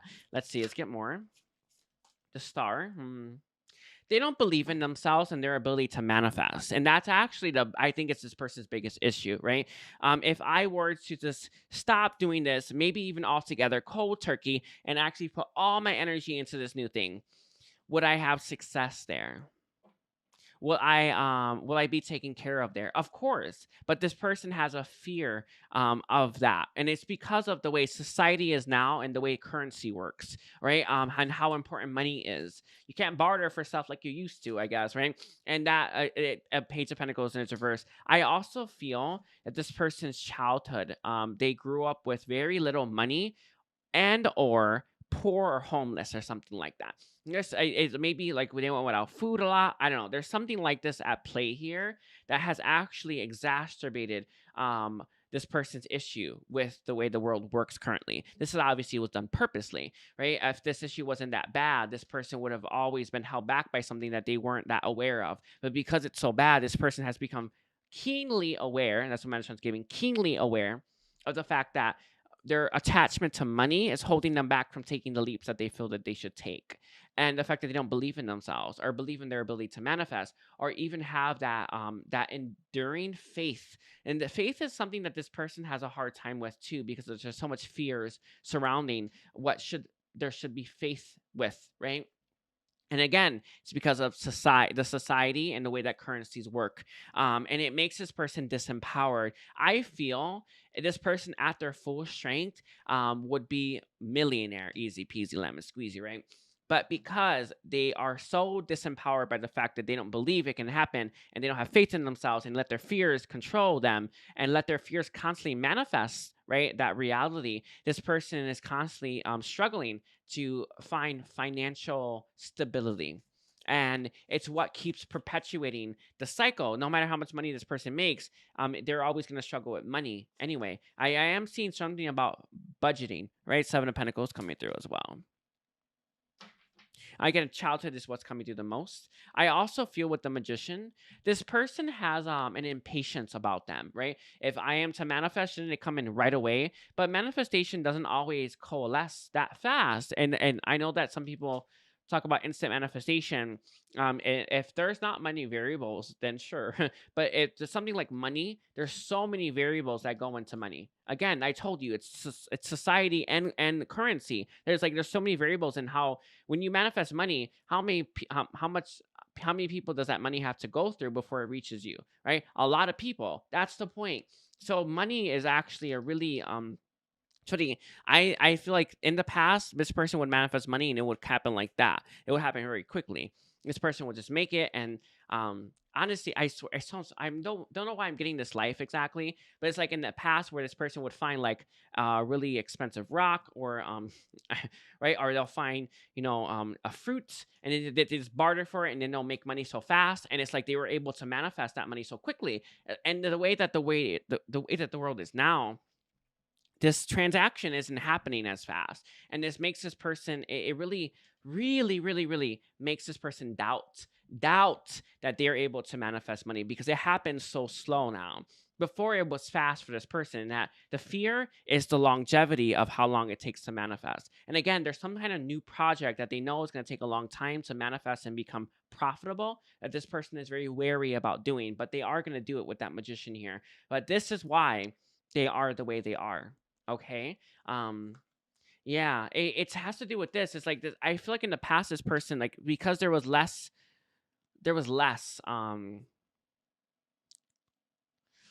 variables, money was easier for this person, so this wasn't much of a hindrance. But in this life, it actually is a really big thing because of the way the world is. Very crazy, by the way. I mean, the reason I've done like 6 readings in a row now, and it's just they've all been crazy. So let's see. We're gonna look at what your guidance should be, or guidance is, of Virgo, for those who are going to watch. What is the guidance for Virgo? Okay. You don't have to see the whole staircase. Just take the first step. Interesting. And I feel like that's this person can take some of that advice. But let's see. What is the advice for Virgo? Okay. This has come out for almost every reading. Falling in love is a choice. To stay in love is not. Spending today complaining about yesterday won't make tomorrow any better. It's interesting. All right. So there's something that you feel that you should be going after, Virgo, that you don't not that you don't want to, but that you don't believe that you can actually achieve or have, right? We have don't wait for the right person to come into your life, rather be the right person to come into someone else's life. I feel here that there is a lot of pessimism about your past, and it's actually holding you back a lot. And I'm not saying that you're mirroring with this person, though this person does have some kind of childhood issues. Specifically, I feel poverty, right? That actually has magnified what their higher self, or the essence, the soulful version of them, knew would be a problem. So they purposely picked a poor family to be born into to magnify that problem so that this person could face it. Because if they can't overcome this, they will never be able to achieve the level of success that this person is actually due for. They are hardy stock, is what Metatron's saying, right? But this person needs to remember that no matter how the world works, no matter how many people that the money needs to go through before it finds its way to you, it still always finds its way to you. Period. End of story. But there's something like this at play here a little bit, right? Anyway, but I don't. I'm not saying that you two are mirroring, but there is a somewhat of a similar tone. The message here is to I know that we get these ideas, and sometimes do you think they're going to take so much work? It's one day at a time. Like, think of an idea that you've had for a while that you really wish you had built a year ago, right? Where do you think you would be today if you had started it then? Far. I had this idea to start a tarot channel, and if I never did that, I would have always been regretting it. And I'm telling you that because there's something I feel that you have that you want to do that you're not letting yourself do. And if you just did it to begin with, you would be so far along now. And it's not saying, "Oh, well, too late now." No, they're saying the sooner you start it, the sooner you're gonna start to see that rewards. You're gonna be reaping rewards. Okay. Um, and the message is to stop complaining about yesterday. And mistakes are always forgivable if one has the courage to admit them. And I feel like this is actually in reference to you. You need to admit where you've made mistakes, and you need to learn from those mistakes. But I feel admit admit it, right? And I think that this is actually referencing to something you haven't done. It is what it is. We have, if you are depressed, you are living in the past. If you are anxious, you are living in the future. If you are at peace, you are living in the present. And the present moment is the only moment where we can actually change, right, our future. And the message here is that you, and today, right here, right now, you have the ability to manifest something new for yourself, whether it's love, life, or career, right? And the message here is to start that, right? Don't complain about yesterday. Don't get so stressed about tomorrow. Do what you can today. And little by little, you're going to build up to something massive. And that's exactly what I feel this person's about to start doing as well. So I'm going to leave it there, Virgo. I want to thank you for being here. Don't forget to watch your entire chart and take care. Bye, Virgo. Hi, Libra. Welcome to Honest Love Tarot. I keep saying that. I'm so used to saying that anyway. Welcome to your extended. This is Edgar Mendez. Thank you, thank you, thank you, thank you for purchasing this. So we have 3 different things we're going to cover, but the very first one is going to be, what is this person, your soulmate, your twin flame? What is their life like right now? What is their life like right now? And then we'll take it from there. So let's see. Metatron, what is Libra's twin flame soulmate's life like? We have the Two of Cups reversed, the King of Swords. This person is learning to cut people, places, and things out of their life that do not fit, that are not balanced, and are not working out for them. This is someone who's very much in this. I would think people will refer to it as like maybe a cold energy, right? Someone where it's like, you're not for me, bye, right? And I know that has, all of us understand contemplatively that letting go of people that are not for us is important. But when we see it being executed, it always comes across as bad or negative or something like that. But that's exactly what this person's at right now. To people, places, and things. They're letting go of things that don't serve them. They're letting go of things that don't resonate with them. They're letting go of things that don't provide the experience that they're looking for, in search of what will. And this is someone where they're kind of their approach to this is not a cold approach. It's just one with absolute clarity. So I feel like with the Six of Wands being at the bottom, they're setting themselves free from these people, places, and things that aren't for them. They're just not. And it's not like you're letting go of these people because of pride or something like that. You're letting go of them because they simply just don't. It's a road that goes nowhere. The Star. This person has high hopes for their future, and they are seeing very clearly what cannot reach that high expectation that they have. So they're very clear about what they're looking for with that Three of Pentacles. They know exactly what they want. You see Three of Pentacles, you cannot do this with anyone. It takes a lot of trust there. And whatever they're letting go of is just not for them. It's so clear. It's like a very clear message. With the Star, though, here, they're coming across, I think, to the people, places, and things cold, like as if they don't care about them. It's not they don't care about them or do care about them, as they care about themselves more. And and again, that has that negative connotation to it because of how humans see things. But how humans see things is mostly wrong anyway, right? So we shouldn't base it off how everybody else sees things. We should base it off of what we feel in our heart to be right for us. And this is someone who's doing just that. They're letting go of what they know isn't for them. And I feel like the people who are on the receiving end of that feel they're taking it very personally right now, right? So let's see, what is this person's life like right now? We have the Magician, and then we have the Four of Cups in its reverse here. Interesting. That's the first time I've got this message, by the way. And then we have as the overall Eight of Pentacles reversed. There's a lot of self-development with this person. They're working hard on themselves. I do feel they're not working on things that they don't want, that they don't desire, that are not for them. Period. End of story. They're so clear about what is for them and what's not for them. It's surprising, by the way. I'm real honest with you. It's real surprising that this person has that clarity. But it is really, really, really important if you are to get the dreams that you hope for, the dreams that you feel are for you. Is to let go of what isn't. I think there's no way you can get to the peak, right? The highest expression of something if you're holding on to things that will not align with that. It's just not possible. So this is someone who's very focused on what they want for their life, and they're very focused on achieving it. And that's exactly it. Somebody's just, I feel like this could be like maybe if they're letting go of work, right? Somebody's just people, whatever the case is, they're just letting go, and striving for bigger, better things. I feel like with that Magician here and that Four of Cups in its reverse, I am getting the energy where this person's definitely, um, there's something that they may have overlooked, or they may have got an idea for, and they didn't think that they could manifest it, or they didn't think that they could achieve that.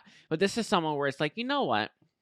I swear, there's an oracle card that's coming to my mind, and it's called intentionality, where you're willing to it's like, how much are you willing to let go of to have success? And that's what I feel is at play here. Like, the more that this person lets go of these old things, paradigms is what it feels like to me, but I feel like these paradigms are in the form of people, right? The more they let go of those old paradigms, the more that they strive for bigger, better things, and the more that they understand what is for them, and the fact that it's not out of reach as well. I hope that makes sense. It's like when they were holding on to these things, they didn't think that that they could achieve that. Now they're letting go, like bye. They're like, wait a second, I think I can actually bring this into my life. And that's what's happening right now. This is like a really big shift for this person. We have the Knight of Cups in its reverse. They're not fooling themselves anymore, right? They're not kidding themselves. They know what's not for them, and they're letting go of it. I do feel this person just recently has come out of a disillusionment phase, right? There's something that they've been wanting for a while for themselves. There's some kind of dream.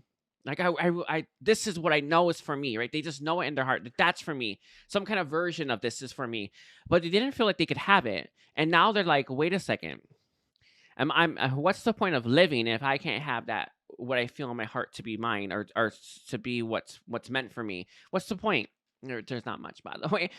What's the point? And this person's now starting to realize, you know what? I'm not going to let anything hold me back. And this is where this energy is coming from, where they're letting go of a bunch of stuff that was holding them back. I swear, what is it exactly? Nine of Swords reversed. Can I get one more card? It was keeping this person stuck. There was a lot of energy going into this, whatever this is as well, right? This person here with that Nine of Swords, it was whatever they were. I feel like it wasn't a comfort. It was a comfort zone, because the Nine of Swords is in reverse. They're not stressing about that situation. It was moving, flowing, right? And it wasn't really like.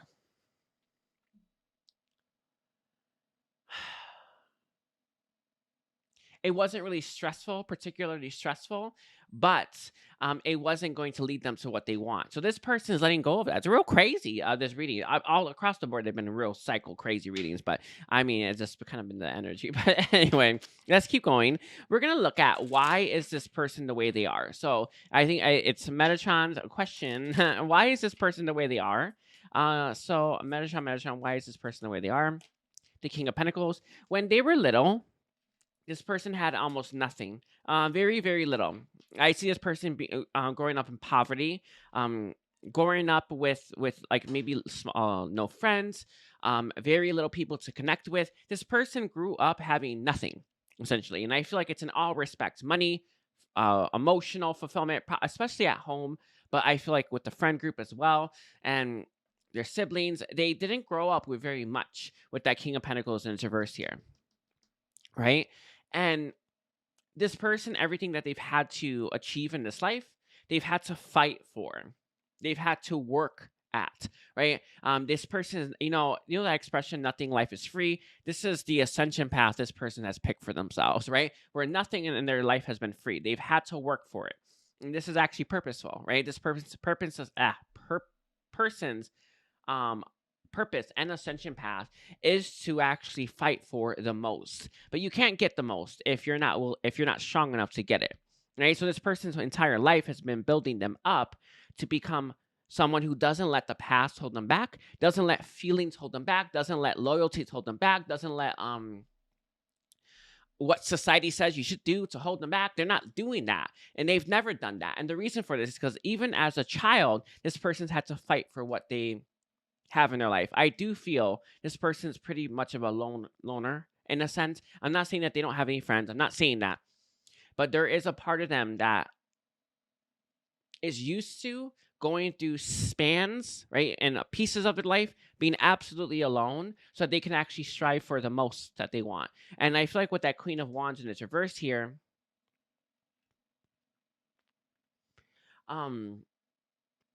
they grew up feeling disempowered as well. It's something about, again, it's something to do with the childhood experience. This person's childhood, you don't really have the skills to get yourself out of that, right? So this person's had to learn how to find their power and all that stuff. The Ace of Pentacles.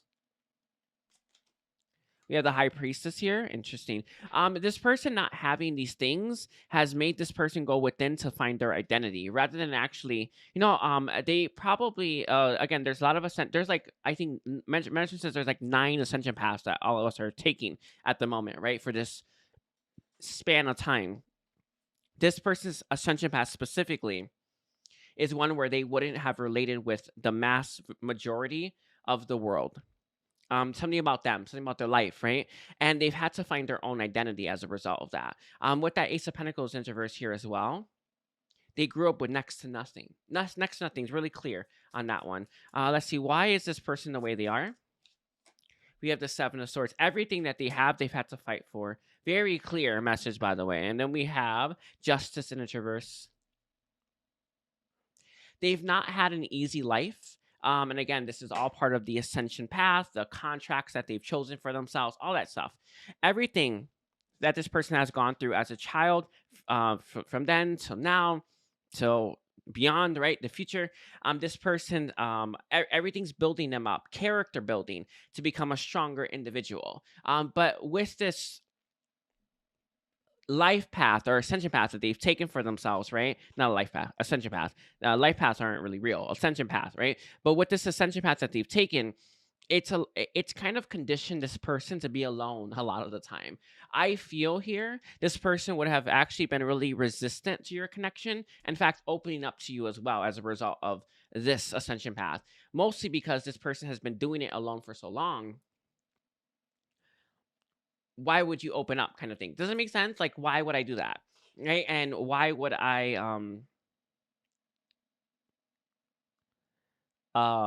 think they're different? And this is something that I feel like you would have been battling with and dealing with. Someone who doesn't follow traditions, habits, customs, and belief systems, mostly because they never pulled their identity from that. They built their own identity for themselves. They would be quirky, I feel, to you, or I don't know if you think that. You probably would have been enamored, but I feel most people find this person quite quirky, quite different. And the reason for this is their ascension path was meant to build them into an individual, not part of a collective. But that individuality has made this person very much a loner. All right. I hope that makes sense. I tried my best, but it's hard to really get that across. But that's why they are the way they are. Let's see what's behind that Justice. I've been wanting to see. Okay, the 8 of Cups. Yeah. This person is very emotionally withdrawn. Yeah. They've had to walk away from a lot of people in their life a lot. This is actually something they're used to. They're used to walking away. They're used to letting go. They're used to moving on very, very, very easily. They've been doing it their entire life. And they're never that emotionally invested in people, by the way, as well. I feel like you would have actually understood or felt that. This person's emotional investment in people is very minimal. Not because they are detached or because they are They don't feel the same way, but because of their ascension path, they're meant to be to find their own identity, not be part of something, right? And then find their identity from that. They're meant to. I feel here. I gotta be honest with you.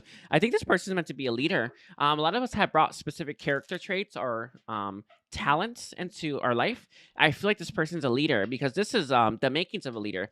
You don't identify with anything anyone else says, right? You lead by example, essentially. This person, I feel, is you would have felt this leadership in them. Anyway, it just feels like that. So let's get your guidance, please. Let's get your guidance, please, for Libra. We have life is inherently risky. The one big risk you should avoid is doing nothing. Happiness is not the absence of problems, it's the ability to deal with them. Interesting. You have a perfectionist energy coming through really strongly for you, Libra, where you have a really difficult time. I feel appreciating the present moment because you look at all the things that are not in alignment with that. And I understand, and it's not that you should have completely, sorry, the air's coming out. And my throat chakra just clammed up right now, by the way. And it's not that you should completely ignore your problems, but I feel like there are moments throughout your day, throughout the week, that you're meant to really enjoy the moment that you're in. And you can't do it for some reason. And the reason for this is that you're actually looking at some of your problems and you're letting them actually flood your mind. All right.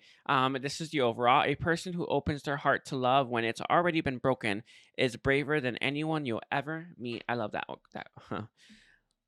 Guidance. Okay, the air came up because that's important for you. I feel that this might actually be in reference to new connections, love connections, maybe in friendships as well, where you've been hurt before by people that you've opened up to emotionally, and possibly this person here as well. I don't know, right? It's not actually clear. There's no connection that Metatron's not giving it. However, what Metatron is saying is that you shouldn't let what has happened to you in the past hold you back from actually exploring and experiencing what's happening in the present. And I feel like that's actually at play here. A lot of yous are really scared and you're constantly second guessing your choices. Remember this always. There is no such thing as the wrong path.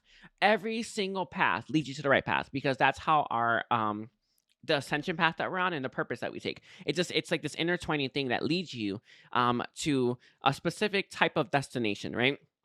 It's not exact, obviously. Your own free will decides where what kind of ending you'll have in life, right? However, it's all leading you in the same direction. So it's interesting. Like think of it like this. Like think of the compass, like it's north, south, east, west. Every choice you make always leads you, let's say west, for instance, right? So no matter what, no matter if you make a choice to go east, north, south, it will always lead you west, west, west. Always, always, always. So there's no such thing as the wrong path, right? The message here is, you're no matter what you do and what choice you make, you're always going to end up in going in the direction you're meant to, which is west, right? I feel here there's an issue about that. There's fear here, and the message is that there really doesn't even need to be any fear there because you cannot make a mistake. It always leads you to the right path. Always, always, always, right? And you not making any choice for yourself whatsoever is the worst possible thing you can do because that holds everything up. All right. Look at this one. I feel. Remember, the person that we're talking about.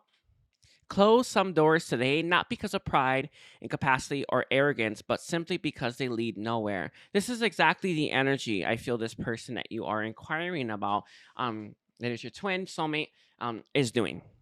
And I think that that's actually a really, really, really interesting quote to have come out because that's exactly what they're doing. Some of you need to take a page out of this person's book if you are to have the dreams. It's funny that it's going right under the star, which is that the highest form of your dreams that you will have within yourself, right? You're never going to achieve the highest form of it if you're holding on to people, places, and things that do not serve you. Look at this as well. Oh my God. Not everyone is meant for you, meant to be in your future. Some people are just passing through to teach you lessons in life. Very, very on the nose there. Anyway, I want to thank you, Libra. Don't forget to watch your whole chart and take care. Bye, Libra. Hi, Scorpio. Welcome to your extended. I want to thank you all for being here. Thank you for supporting my channel. We have 3 different things we're going to cover, but our very first thing is going to be, what is this person's life like right now? So what is this person's life like right now? Metatron for Scorpio, Scorpio soulmate, twin flame, spiritual connection. What is Scorpio's person's life like? Okay. We have the Hierophant. Interesting. They have not changed that much. This person's life is actually very much the same as when you left it. We have Temperance here. Interesting. Um, there is there. I don't know how this person is doing it exactly, but they are balancing themselves out with the same paradigm that they've had before. And what I mean by that, let's say you met this person, random example, they were a player, they didn't want to settle down, they didn't want to commit. So that lifestyle, right? That approach, that, whatever that was, I don't know. It's still working for them, right? This person still finds fulfillment there. So it's something like that. Some of you, they could actually be stuck in another connection, but there's something like that. I just saw 111 on the camera. They're about to start a new cycle here, but they have not done this yet. I feel here, it's interesting that they are still somehow finding, the word that he's giving me is solace. So, Metatron's giving me solace there. And I feel like that's actually at play. So that's very, very, very crazy. Anyway, we have the Eight of Cups reverse. The Page of Pentacles. Interesting. They are about to walk away from something that they know that they need to walk away from. I think this is traditions, habits, belief system, how they conduct themselves, how they sorry, there's like hair. I have like my cats are always here. How they conduct themselves, what they do traditionally. They're about to walk away from it, but they haven't yet. They do know that they want to. With that Page of Pentacles here, they have this really big idea. They're kind of milking this a little bit here. I don't know what this is referring to exactly. I want to clarify on that. What is that? The Devil. Okay, it's some kind of karma. I told you. I knew it was that. But I was like, can I get any clarity on that? Clear message, right? Can't I? No. Metatron's very clear on this. It's some kind of devil is gratification. It's there's a level of satiety there, right? It's like a drug, I guess. Not maybe for some use literally, but like a drug, you get that high. It still works, right? It doesn't work as well, obviously, because our brains have been specifically designed for it to stop working. Anyway, but whatever this is, it still has that appeal, right? It still has that appeal. So it's very much that still. It's so crazy, but it really is. It's like they're still like enjoying that process. They're still enjoying whatever this is, this karma is, this attachment is. Metatron saying vice, whatever vice this is. Wow. And we have the Seven of Wands here. They haven't taken a stand yet. It's very interesting. They're about to, though. Knight of Cups. They're about to, actually. It's funny. They're about to have a new beginning. I see this person going through a massive change soon. Maybe next month. We have the Star in its reverse. Balance going to be the Fool 2.0 in its reverse. I see. I actually know what this is now. They're thinking about taking actions towards you, Scorpio. Did I say Virgo or something like that? I meant Scorpio. I don't know if I said that, by the way. I don't know. I don't think I did. But for some reason, Virgo popped in my mind. But the O of Virgo, not the, like it's Scorpio and the O of Virgo, whatever. But this person's thinking about taking actions towards you. This kind of feels like the way that Metatron's giving it is like you're about to get married and this is a bachelor party kind of thing. You know what I'm talking about? Like that. So they're having a last hurrah of some kind. And it feels like this person is about to let go of something that they know that they should have let go of a long time ago. With the Star in its reverse here as well. There is some dream that they want for themselves that they know that they can't get with this. Whatever this is. I don't know what this is exactly. I don't know. It's hard to say. They're letting go of it, though. The Hierophant, Queen of Wands. They're pushing this out of their life. Yeah, they're pushing it out of their life. It's so crazy, but it's just what we have. Wow. Anyway. We have the Six of Wands. Yep, they're about to set themselves free, but not yet. They haven't initiated just yet, but it's close. It's real close, by the way. It's just really close. Okay. Let's keep going. So, Metatron. So, can you tell me why is this person the way that they are? So, why are they? And I don't even know what you describe this as yet. But why are they the way they are? Ace of Cups, interesting. I'm definitely getting the beginning stages of this person's life. Been the theme, by the way, for all the readings. We have the Five of Swords. Okay. Life has made them this way. Um, when this person was younger, when they were more, and the word that Metatron's giving is naive. I think that's how they would phrase it, but I'll leave it like that. When this person was younger, when they were naive, they had these really idealistic perceptions or ideals when it came to love, right? And maybe even career, all that stuff, right? And life, they've had these really like idealistic ideals. And when this person started to experience life, or they started to put themselves out there, they started to say these things, and they started to try to live these things and practice these things, they started to face a lot of opposition from everybody else. So I'm gonna kind of phrase it like this, because it's kind of what I'm getting. This person wanted love, love, love when they were younger. Then they tried to find it. And everyone they met didn't want love, and then this person started to hook up all the time instead. Does it make sense? It's something. I'm not saying it's that, but it's something like that, like some kind of theme like that. With the Ace of Wands here, it's like this person switched from being this wanting emotional fulfillment to taking the more gratifying passion, and I feel like that's actually something that they've actually hung onto for such a long time. With the Sun, again, there's that childhood energy coming through, but I feel here they could never find what they were looking for as well. They were looking for something pure, long term. They could never find it. Every person that they found, every person that they attached to, right? These connections were never quite right. I do feel with the Sun here as well. They actually started out their life being quite generous, right? Quite loving, and I feel like eventually over time this person became bitter and really stingy as well. So they started out in life with having all this to give, and they wanted someone to give it to. Never quite found the right person, and they eventually it started to warp them. I don't know how to phrase that. Warp. It's shape them, right, into what they are now. So why this person is the way they are is the experiences that they've had before they met you, and it feels like this is actually probably like you're like 18 years old, or and then whenever they met you, right? Like whatever happened between then, it's really warped and shaped this person. We have the Six of Pentacles. Yeah, they used to give a lot.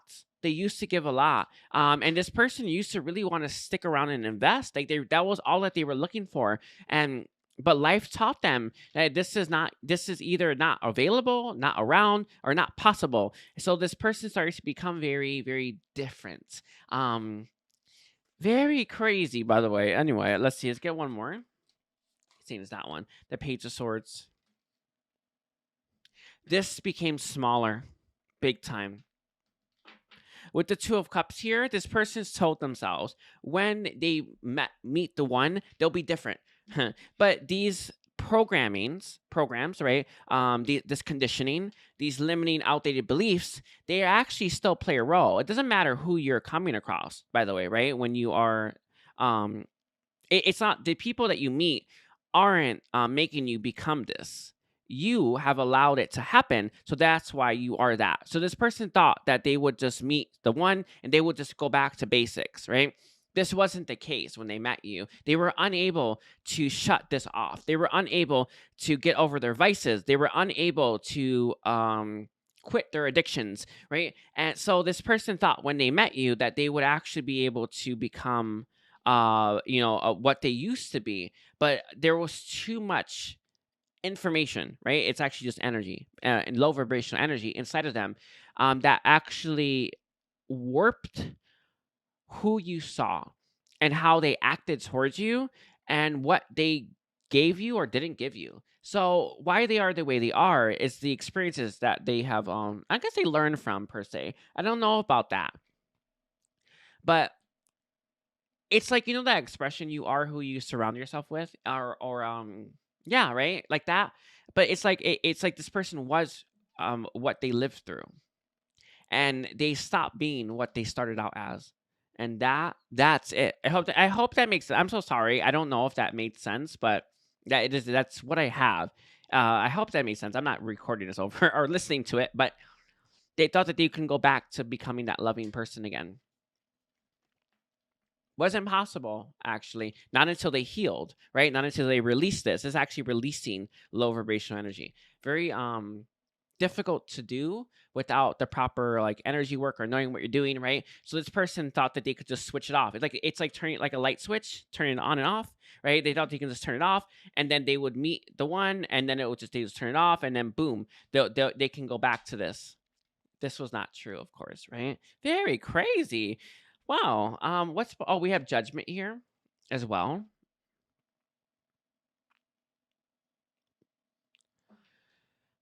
They were very resistant to waking up to the person that they have become. I think this person became what they actually were trying to fight against, by the way. That's what it feels like to me. I just it really sorry, the way that management gave it, they became what they hate. That's what he said. But I'm gonna leave it like that. I don't know. Hate's a strong word, but it's you are what you hate. That's actually a fact. But I think hate's a strong word. But then again, I wouldn't put that past some of the parts in your subconscious. But I feel like all the people that they kept coming across, they just eventually, it's like they had these really strong morals. Uh they had really strong morals when they first started out, and they just threw those out the window eventually because life was hard. It was hard to keep those morals basically. So that's very crazy. Anyway, we have your guidance now. Sometimes you have to forget what's gone, appreciate what still remains, and look forward to what's next. Interesting. This is actually in reference to this connection. Metatron is saying that you holding on to what was isn't going to do you any favors. You can't start the next chapter if you keep rereading the last one. Exactly. And Metatron is giving this message here about really making sure that you're not putting your life on hold and sacrificing a lot of yourself, right? Sometimes the most important lessons are the ones we end up learning the hard way. He's not actually referencing that, though that is going to be a hard lesson to learn if you waste a long time. But this is actually in reference to, I feel, the experiences that you've gone through, right? And I know that we don't want to think that we have to learn these lessons because of these limiting, outdated beliefs that tell us that we don't need to do any of that to find love or something like that. It's simply not true, right? In reality, because this is the ascension timeline, all of us have to go through this path and this process if we want to find the love that we seek. And the message here is to accept and understand the lessons that you've gone through are actually leading you to that happiness that you seek. There it is, right? We have the older you get, the more likely you are to realize that opportunities are not going to just crawl into your lap. I feel that, again, this is referencing love. It feels like it's really strong referencing of love. You want love in your life, Scorpio. The message here is you need to work through your lessons, accept them, forgive yourself, right? Oh God, I don't know what quote, not what quote. It's like I'm sorry, I forgive you, I thank you, I love you. I forgot what it is, but that's what's playing out in my mind right now. I don't know what that thing's called. So we have the first step to living the life that you want is leaving the life that you don't want. There it is, right? So it feels like you're stuck in a paradigm, right, where you're kind of holding on to the old. So sorry about that. I got like an Amazon package. Anyway, I have like package thieves on by my house because they're so populated and the community is like really wealthy. Anyway, so what we have here, I forgot where I was, but the message that I'm getting very strongly still is that you can't move on to the next chapter if you keep reliving the old one. Okay. And there is a need for you to accept, release, forgive, and forgive yourself. Forgiveness all around will set you free. Okay. So I'm going to leave it there. Scorpio, I want to thank you for purchasing the extended and take care. Bye, Scorpio.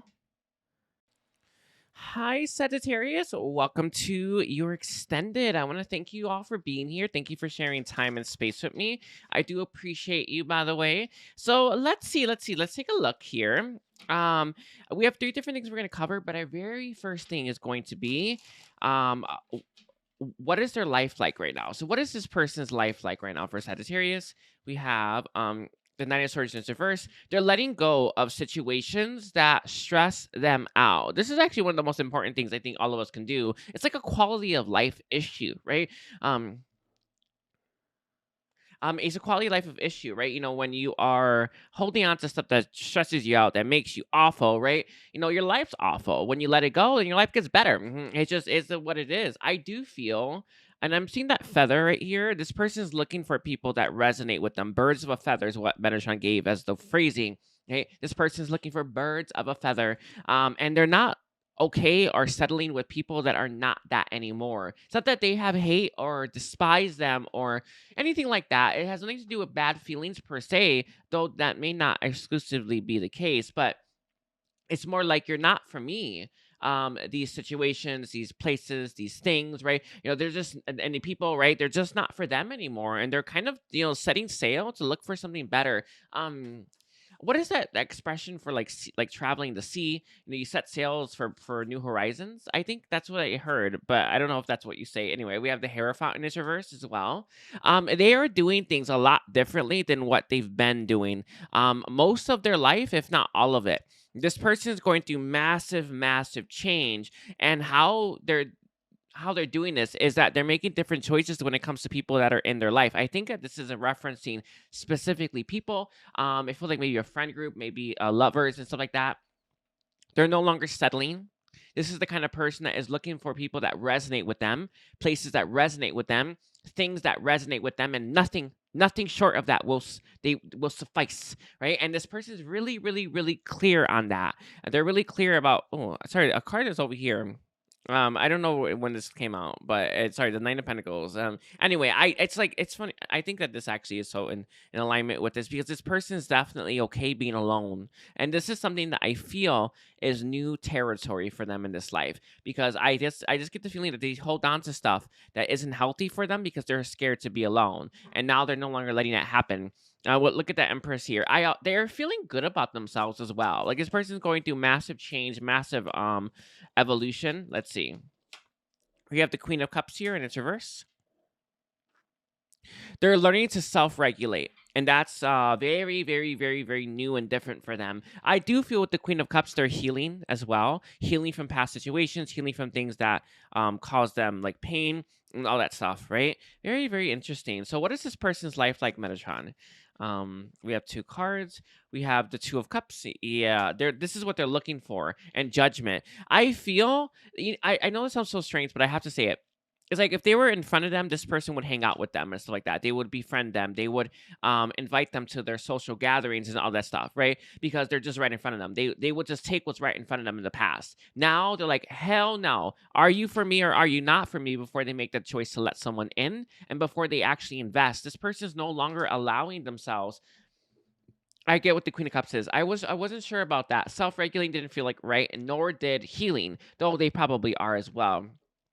This person has been all their life, I feel, specifically to do with the mother, manipulated, right? By guilt to stay in situations or to put up with situations that they didn't feel was right for them. And there is so much in that statement. It's absurd, right? There's so much in that statement because of the way that society says that we should do things. Our society is almost wrong about everything, but it says, "Oh, you should put up with that," or something like that. What? Are you crazy? You can have someone in your life and not put up with that, by the way, right? And this is someone where I feel like they're learning this. I feel like specifically to do with the mother figure, would manipulate them into I don't know how do I phrase this. Self-sacrificing their own happiness to make them happy. It's partially that, but it's not just that. I feel like it's to stay. This person, they have a really big heart, and their heart is often taken advantage of. And it's not that, oh, you got to shrink your heart, which most people actually do. It's crazy. I mean, the craziness that happens on Earth, but whatever, right? It's not. It's about actually looking at why does that guilt work on me, and how do I keep my heart just as big or even bigger, right? Actually, it's the case. It's funny. What you need to do, actually, Sagittarius, is actually make your heart bigger. If your heart's not big enough to understand why people are the way they are, or why you need to leave them, even though you still care for them, your heart's just not big enough in that moment, right? So it technically is expanding your heart, but whatever. This is someone who's learning not to allow their guilt keep them in situations they don't want to be in anymore, right? With the Sun here and its reverse, they have had a lot of depression as of late. I feel like this person has a habit of teetering into old cycles really easily, and then they kind of face the consequences of that, right? Yeah, to the tower, and it's reversed. This is change that's not happening. It's like they go back often, and this is someone where it's like every time they've gone back, they've paid that price, and like they learned that lesson again, right? And that's often the case, isn't it? Very interesting. Very interesting that this person's life is like that right now, but they are working towards bettering themselves, and whoop-de-doo, that's what Metatron said, right? Not in a sarcastic sort of way, but he said whoop-de-doo. All right, so Metatron. So what can you tell me, why is this person the way they are? I think this person has had a mother that's really good with the guilt tripping, that has got them to do all these things, which actually somehow applies to their adult relationships. We have the King of Pentacles. Okay. So they have a mother who's a guilt tripper, and then they had a father who was really stingy. And this is someone where it's like that their father gave them next to nothing. So the only one that was giving was the mother. And the mother was giving it with strings attached. Does this make sense? So they actually became used to and accustomed to their emotional attachments to people coming with a bunch of strings attached. Does this make sense? Because the father was a bit of a recluse, reserved, very, very emotionally unavailable in all respects. And then the mother was like, "Oh, here you go," right? But there was always a catch, always a catch. So this person's actually applied their relationships. I think that they actually go for the daddy complex and then the mommy complex, right? They're doing both. So this person actually likes a mix of this. This would be probably their Achilles heel, someone who embodied both at times, right? Someone who had the conditional based love and someone who was quite stingy with it, right? Playing them for a fiddle, for a fool is what Metatron gave, right? And this is actually something that they would have actually been going through, I feel, in their adult relationships, because this has actually become karma, right? Or a karmic lesson of some kind. So this is partially why they are the way they are. Why is this person the way they are? We have the Four of Swords here. Their entire childhood, they've learned to put their needs second and everybody else's needs first. I feel like this person's been conditioned to shut up. I conditioned to keep themselves, like, hold themselves back. Does this make sense? Hold themselves back. They've been conditioned for that. So this is actually something that plays out in their relationships. They hold back, hold back, hold back. I feel like the only way to get through is through that manipulation. I don't know if you were playing that game, though. I don't actually think you were, because it just feels like this person held back on you. And it's the reason for this is that they were looking for this. This is what, kind of turned them on a little bit. I know it sounds strange, not in like a literal sense, so maybe sure, why not, right?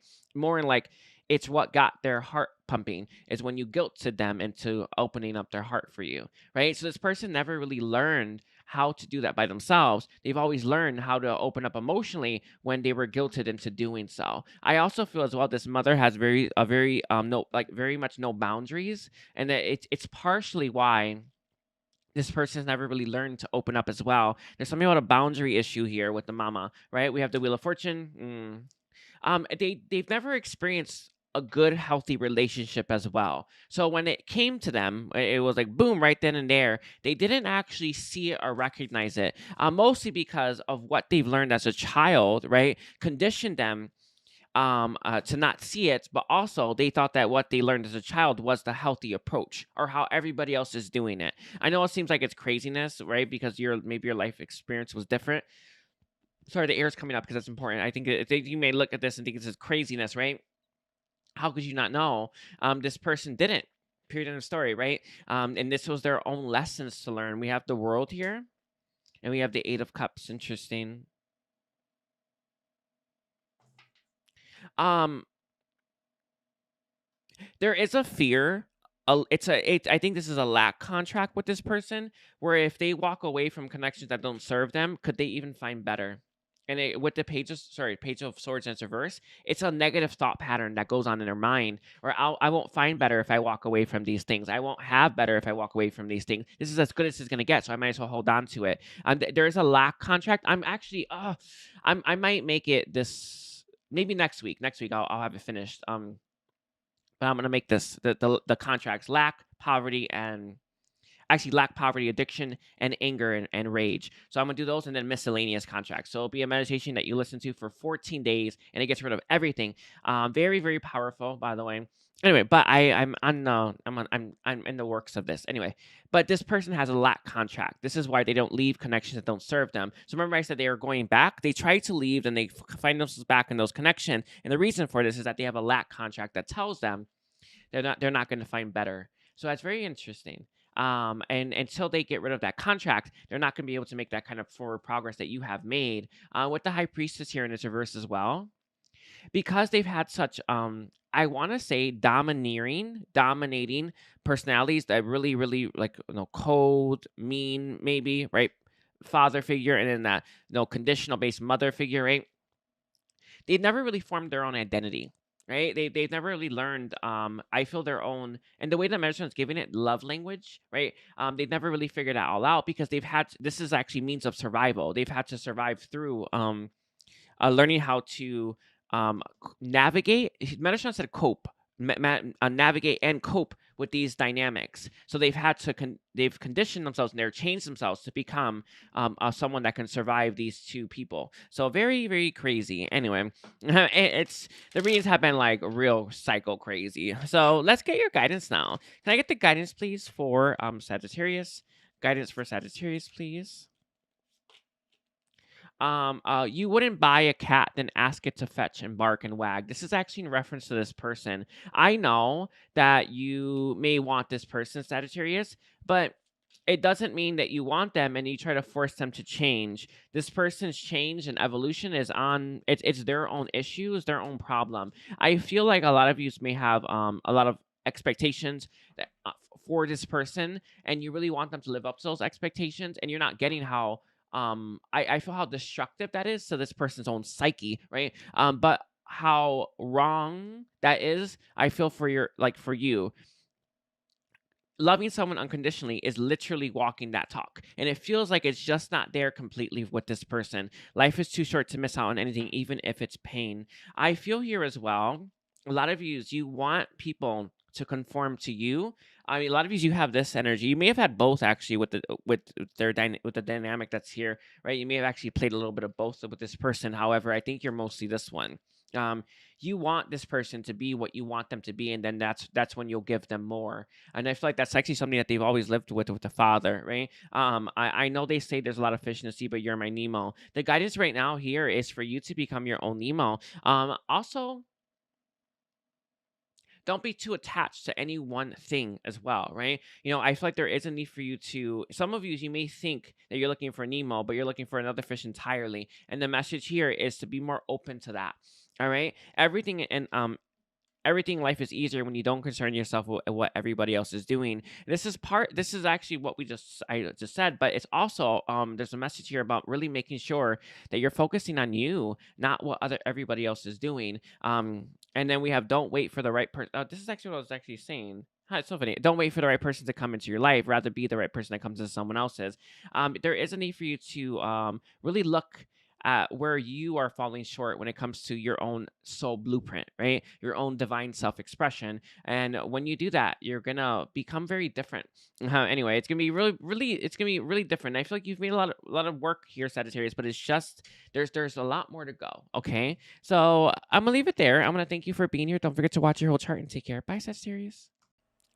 Hi, Capricorn. Welcome to your extended. I want to thank all of you for being here. I thank you for being here as well. So I just said that twice, and that's not a coincidence. Okay, that's a synchronicity, just so you know. All right. Anyway, we have a few different things we're gonna cover, but the very first thing is going to be, what is this person's life like right now? So we're gonna look at what is this person's life like for Capricorn soulmate twin flame. That connection. Okay, we have the sun coming through. Interesting. They're looking for happiness. This is not easy for them. I also feel as well with that sun here. They're looking for brighter days. The song that's coming through, and I am getting a song, is Summer Days. I forgot who sings that. It is what it is. Like they're looking for. So far, we have that's at the bottom. For like that better experience, right? I think we're all kind of looking for summer. We have the Three of Cups. Yep. Okay, that's interesting. We have the Fool 2.0. All right. So I don't know if I said this in your reading itself. For the extendeds, there's always a different, it's not always the same exact pool of people. However, they're thinking about coming towards you, by the way. This person actually might be coming towards you by summer, or to take actions towards you by summer, to reach out to you and make some kind of move in your direction by summer. And it feels really strongly that that message is coming through, because I'm seeing that Fool here where it's like, I want to try one more time. I can't move on from Capricorn. Did I say Capricorn to start? I hope I said that, but it is Capricorn reading. um I can't move on from Capricorn because I need to know if Capricorn wants me. With the Queen of Wands in its reverse here, there a lot of you, this person's waiting for you to cool off, right? They're waiting for you to be more receptive to them, which is exactly why they're waiting for a change in the season.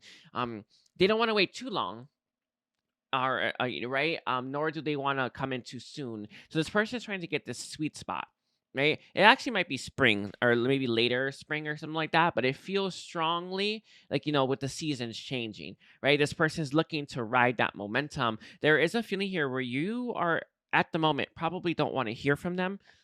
Sorry, the ear is coming up because it's important, right? I think this is what you would know energetically. When you think about someone, you would know if their energy is blocked off to you or open, right? It's just how it be, right? And so this person, when they think about you, they just feel like you're not anywhere near as open to them as they would actually appreciate and want and desire. And it feels like they're waiting for that, though. What's to do with this death here, right? They want transformation in your connection. But what is this person's life like right now? It's like they're waiting. The Queen of Swords here. Sorry, it's like we're asking about this person's life, but what they're thinking about is the future with you. So I know it sounds strange, but it's what we got. That's it. This person's life is wrapped up in the fantasies of what taking action towards you will be like, and what being with you will be like. They like it. Every time they think about spending time with you, sharing time with you. Sorry, I'm trying to say sharing a bed, right? This person just loves it. They just loved it. Like they see nothing wrong with it, but there is just that problem. It just feels like there is a bit of resistance on your end, or they are a perceived resistance on your end. They are really sure there is a resistance, though. It just is what I got. Like they're really sure about that. Like this person's absolutely clear that you probably are not as open or receptive to them as as you can be, but they're definitely thinking about that. And there's all these possibilities. They have a lot of plans for you, right? Look at this Temperance. I think that it just says it all, right? They're thinking about you two being together and you and healing it with you, right? But they're waiting for this to happen. Why? They feel like you're, oh my God, Seven of Pentacles right there. You can't make this up. You can't make this up. They feel here, they're looking for victory, though, right? But they feel here with the Ace of Cups that you're not open. It's something about your energy specifically. There is an energetic block here. Some of you may not be aware of it. I've been doing a lot of private readings for people, and they're like, is there any love for me? Is anyone coming for me? And I'm just like, I look at them and I'm just like, for one, you've been holding on to someone for someone else. Like, how do you think someone new is going to come your way? But when we get past that point, I then tell them, oh, there's a block here, right? You have an energetic shield is actually what it is. You may have one. I would actually ask your higher self, do I have an energetic shield towards so-and-so or towards love? Actually, I would just do it towards love, because it will include that, right? And then if you do, then you can actually have you and your higher self take it down, because you put it up, only you can take it down. So it's important to know that. It's not gonna be for everyone, but you can simply just ask your higher self, do I have it? And if you do, ask to start having that taken down. Only you can do it. So when I'm doing that, like I take it down with the people, it takes a while, because they have to be the ones to want that shield down. It's just a force field or something like that, and it prevents energy from flowing in that for that specific energy that you have a shield towards. So I just feel. It just feels really strongly, right? You have a shield on you that prevents you probably from love, but maybe just this person. I think it's probably both. And you may have more than one shield. I've had that too as well. Sometimes the shields come from your parents or your family or your kids, right? Sometimes they come from yourself. So it's interesting. So just be on the lookout for those kind of things, right? Is there only one? Ask your higher self. Is there more than one? Boom, boom. There you go, right? So Very interesting. Anyway, let's see. So, Metatron, can you tell me why is Capricorn's person the way they are? Why are they the way they are? I feel like this person had a lot of bad relationships that have taught them, conditioned them to, I don't even know. Knight of Wands. All right. So this person has escaped a lot of tragic situations. And when I say escape, I use that loosely. I don't think that they're unscathed. I actually feel like this person has been through the ringer when it comes to relationships. They're quite, I'm not gonna say battered and bruised. It's just, you know, when you like there's new armor on someone, it's like fresh and clean, and it's like it hasn't been in battle. This is not the armor that this person wears. This person wears armor that has been damaged by the experiences that they've had throughout their entire life, right? So why they are the way they are, why they seem to be, honestly, the way the mention is giving it is ready to go, ready to leave, ready to get the F out of H, right? Why are they the way they are? It's because of this. They've been through so many relationships where they've had to just go. And get out. It's like it's sorry. The way that he's giving it is get out before to avoid a disaster altogether. We have the Eight of Pentacles. This person didn't put much work into your connection, and you're now understanding why. It's because of that, right? Because they've had so many things that they put work in and it didn't work. There is a negative thought pattern that's coming through really strongly, right? Where it's like I'm not gonna do this, I'm not gonna do that, I'm not gonna be there like this until I know it's going to last. So this person's had so many relationships where it didn't last, it didn't go anywhere, nothing happened, and they put so much work, so much energy into that. And it's like, well, they made up their mind some point in time before they met you, where it's like, I'm not going to do this, I'm not going to show up like this, I'm not going to offer this until I know it's something that is going to last. So I feel like this person actually applied that to you. What's the problem with that? This is coming at love from a very logical point, and you can't come at anything from logic. It doesn't work. It sucks, right? The only thing that all of us can do is follow the heart. The heart actually is the smartest part of us, right? It's our densest energies, our energies, living intelligence. So this person was coming at it from a very logical point. If they followed their heart, they would have invested in this connection right away. But their life has taught them, I need to stop doing these things because there's no point. It always ends. So this person never puts much work into connection. So I feel like that, why you want to know why they did that to you, had nothing to do with you, actually. Had everything to do with what they went through already.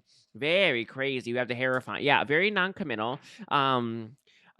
We have the World in its reverse here as well. Some of you, this person may have actually been connected to, because I was looking at this with the Knight of Wands here, and like I feel like this person's going to their past. A lot of you, this person was holding on to someone from their past as well.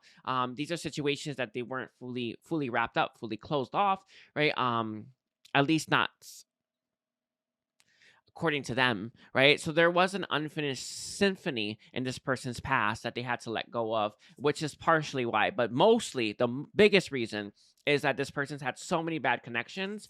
It's like, what's the point, right? What's the point of having these connections or doing all this work? It's almost certainly going to end. Does this make sense? It's like you built a house like 10 times, and it's like on 11th time you're like, fuck, I'm just gonna half-ass it because it's gonna come down again anyway, right? What's the point? That's that energy where it's just like they've had so many bad relationships. What's the point of putting in more work, right? What is the point? It's that's actually a really, really, really, really good question, but only a question that your heart can answer. And this says something that they weren't doing, though. Okay. We have the Five of Wands in its reverse. They don't like to fight. They don't like tension. They don't like confrontation, right? They like to avoid all that stuff. This person's a runner, by the way, just really strongly. I see when things get heated, this person's getting the fuck out of there, basically, right? That's just what they do when things get heated. It's really strong as well. It just I just, there is a natural avoidance, like this. I don't want to deal with that. Five of Cups here. They have so many bad relationships, half-ass relationships, the way that Metatron's giving it, that it's made this person jaded. I was looking for that word, but I couldn't find it. Anyway, jaded. So Metatron finally gave it to me. So we have the Six of Swords reversed. They're used to bad relationships, bad connections. Your connection wasn't that. And for time and reflection, they see that now. But they didn't see that at the time. So they came into your connection bringing in that energy of half-assedness. because of this, right? Because of what they went through. So they brought that to your doorstep. I don't think that you were too happy about that. In fact, you would have looked at this and started getting real triggered for a lot of yous, right? Because of your own healing you have to do, right? But this is why they are the way they are. So I don't know what your reading was about because I did the readings like last week. But yeah, there it is. Okay, that's what I have so far. So we're gonna get your guidance now. Capricorn, guidance for Capricorn. I hope I've been saying Capricorn this whole time. I don't actually remember. Hope I'm saying Capricorn. So we have, if you want to live a happy life, tie it to a goal, not people or things. I feel here as well. A lot of yous are, we hear this a lot. You deserve to be happy. This is the absolute truth. But what we don't get sometimes, or what we forget to remember, is that we are the ones who need to make us happy. Not the world, not people, not things, us. And I feel like this is actually a reminder to you, Capricorn. Yes, you deserve to be happy, but yes, you need to be the one to give you that happiness, not anyone else. And I think that that's something that's just completely not there for you. Don't mess with someone else's feelings just because you're unsure of yours. I feel here as well that you have connections in your life that don't serve you, that you need to let go of. It's, oh yeah, close some doors today, not because of pride, incapacity, or arrogance, but simply because they lead nowhere. Understanding that holding on to these connections are devastating to your life trajectory. They're so, I mean, it's like one of the most devastating things you can do. Actually, I think it's second to not making any choices, but this is a close second. This one right here. Right, holding on to people, places, things that don't serve you. You'll never get anywhere holding on to that stuff. Okay, in the end, people will judge you anyway, so don't live your life impressing others. Ooh, that's a juiciness right there. All right, let's get one more. Live your life impressing yourself. Live your life for yourself. Make yourself happy. All right. A person who chases two rabbits catches neither. The message here is that you have a choice to make, Capricorn, about your future, about your life right now. I feel like this is actually a reference to people in your life. You have to make that choice. They're not for me, but I'm holding on to them anyway. What are you gonna do about that? Understanding the devastating effects having those people in your life cause you. It's actually partially what they project onto you, right? That's actually part of it. I something I've become keenly aware of when I visit my family. There's a lot of projection that they put on me, and I can start to feel them trying to put pressure on me.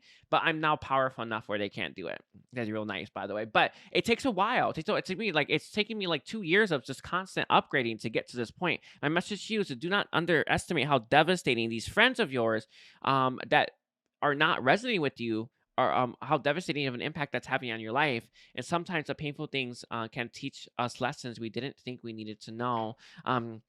I feel here there is a lot of lessons here that you may be struggling to accept you had to learn. I know it sucks, but it is what it is. Okay, so I'm gonna leave it there. I want to thank you, Capricorn, for being here. Don't forget to watch your entire chart, and take care. Bye. Hi, Aquarius. Welcome to Honest Love Tarot. So today we're gonna be doing your I keep saying Honest Love Tarot. Oh my god. We're gonna be doing your extended today. I want to thank you for being here. Thank you for sharing time and space with me. Thank you for supporting my channel. Really does help me out. So, let's see. We have the very first thing we're gonna be covering is what is this your soulmate, your twin flames life like right freaking now? The readings have been like really crazy. I mean like wow. All right, there's like has this been on me the whole time? Sorry, there's like egg there. Anyway, I don't. You're like my third video. Anyway, I think there's been egg there the whole time. We have the Wheel of Fortune. Their life's not going that great. There's a particular area in this person's life that isn't actually reaping the benefits, the rewards that this person really wants. What area is this? The Seven of Cups. It's a dream. It's a past specifically. It's something that I think that they might be tiptoeing towards. The way that Metatron is giving it is like it's here, it's in the center, and there's just tiptoeing around it. Like, oh, I kind of want to do this. Ooh. And it's like they don't really actually ever do it. And it feels like this person's like wondering, will they get pushed down? Sorry, it's so funny because that's what I saw, drain. And it's like, will they get pushed down the drain? Right? And that's kind of what they're looking for. I know a lot of us really, really, really want that.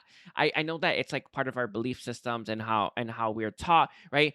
Somebody's gonna be pushed, and you're just gonna know that's how you know it's you. It's just in your heart. It's a feeling that you have. That's how you know. I know it's like it's more subtle than that, but a lot of us tend to want something a little bit more conclusive.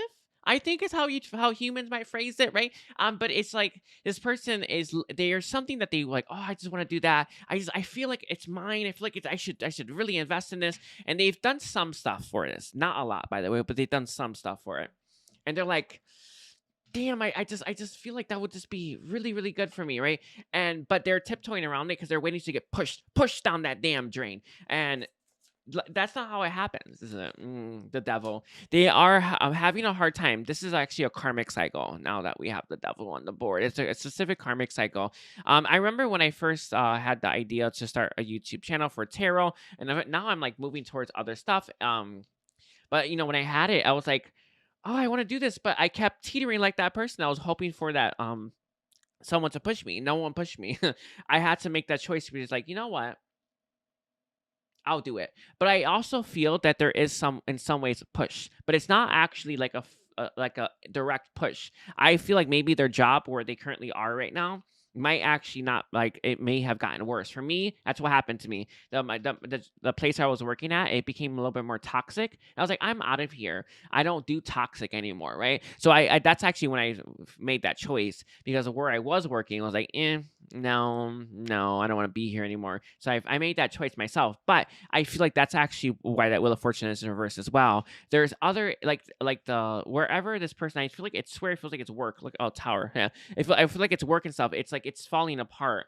But this person's not connecting those dots. That the workplace scenario falling apart it's actually as good of a sign as they're gonna ever get. But no one ever connects that for some reason. I know I didn't until it was later in my life. Where I was like, oh wait, oh that of course that's why.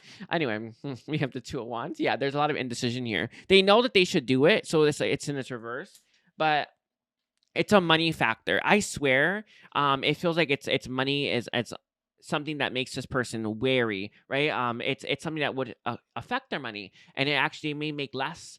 And I made less a little bit, by the way, for at first, right? But then eventually, I was okay. Actually, it was okay like the next month, and it just exploded when I took that leap. It was so crazy, but my message to you is I feel like this person here has some kind of job that they're not happy with, that they're getting pushed out of because there is another thing much better for them in alignment with their purpose, with their energy, right? Our energy and our purpose are the same freaking thing, right? And this person as attachment to money is what's making them stay in a toxic type situation. But I feel like it's getting the way the medicine is giving it is fever pitch. So they may leave this job and go somewhere else instead of going down this one that they should.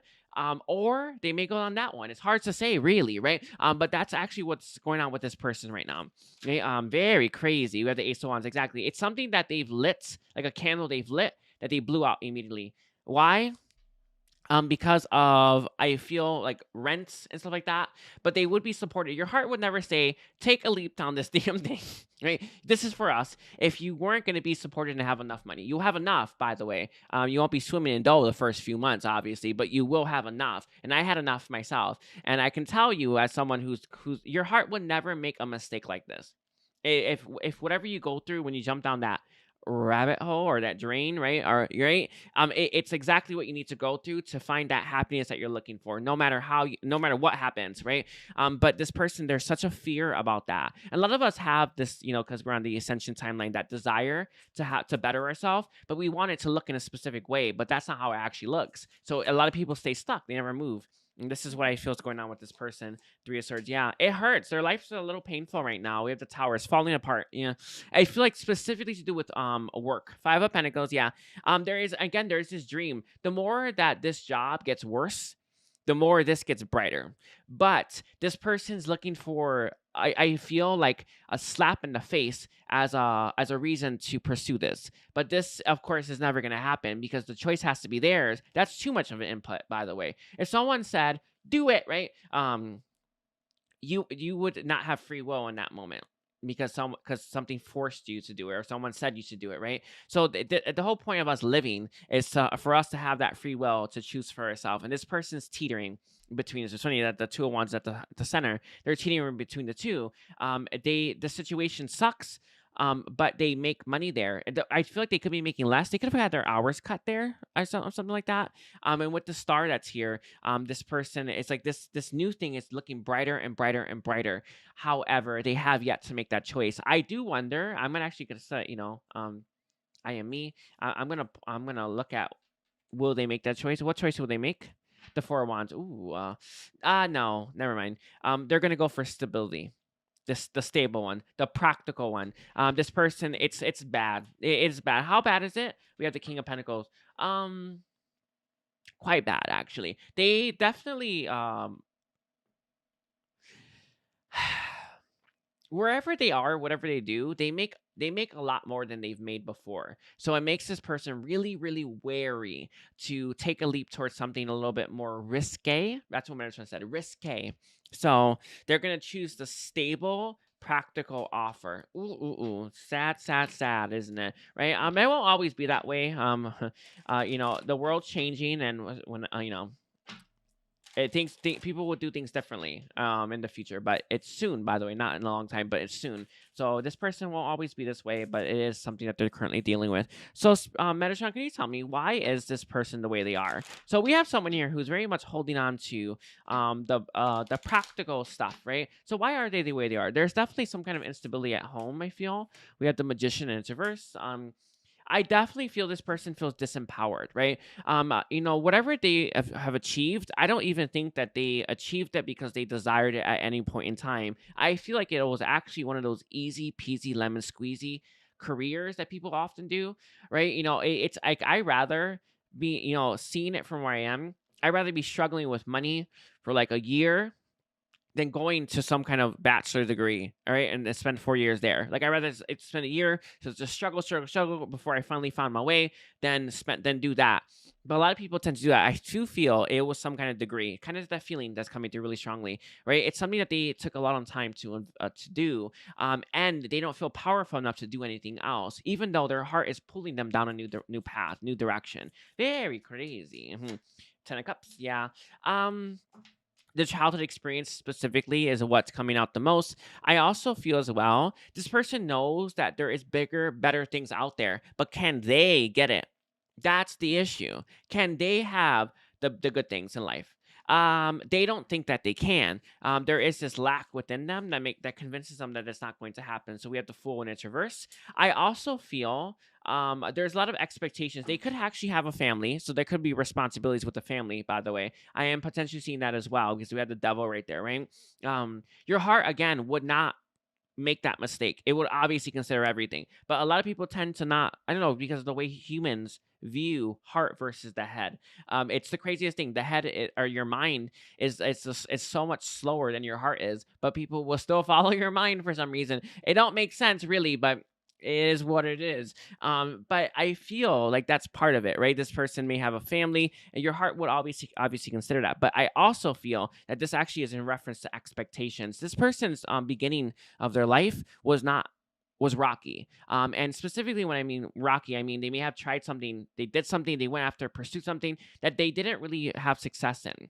And there's a lot of pressure and expectation from the family to do what is going to get them a stable career. I use career loosely, but stable money. So I feel like this person chose something like I don't even know what kind of job, but a job that is in high demand, that they would make decent money in, that they would always have hours in. So they chose something like that, and it's because of the family expectations, specifically to do with the fact that they tried something in the past, they didn't like it, and they stopped doing it, and their family started to put pressure on them. So this person stopped following their heart, and this is actually why they stopped following their dreams. But there is this dream that they have that just feels like it's for them.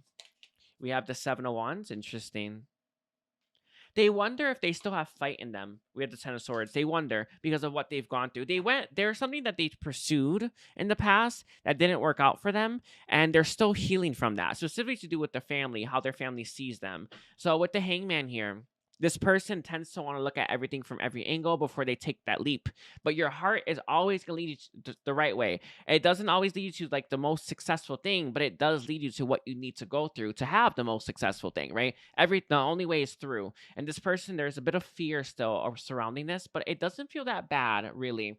With the Ten of Swords here and that Magician, this person is definitely they're still licking their wounds. There's something that they still regret from their past that they haven't fully healed from. I think that this might have been like, you know how you sometimes go for you go to college straight out of high school, and then you go for this job and you pull out or this degree and you pull out all these loans, something like that. I'm not saying it's that, but it's something like that where it's like they did it. They may have even gotten the degree there, by the way, and don't want to use it because they don't like it, right? It wasn't for them. So it just feels like it's something like that. So this person really stresses about following their heart. It really stresses about taking a new path. This is someone who I feel has conformed to their family's expectations. Wow. Interesting. Crazy messages we've been getting. So let's see. Metatron. What is your guidance, please, for Aquarius? What is your guidance for Aquarius? What is your guidance for Aquarius? Okay. This is reversed.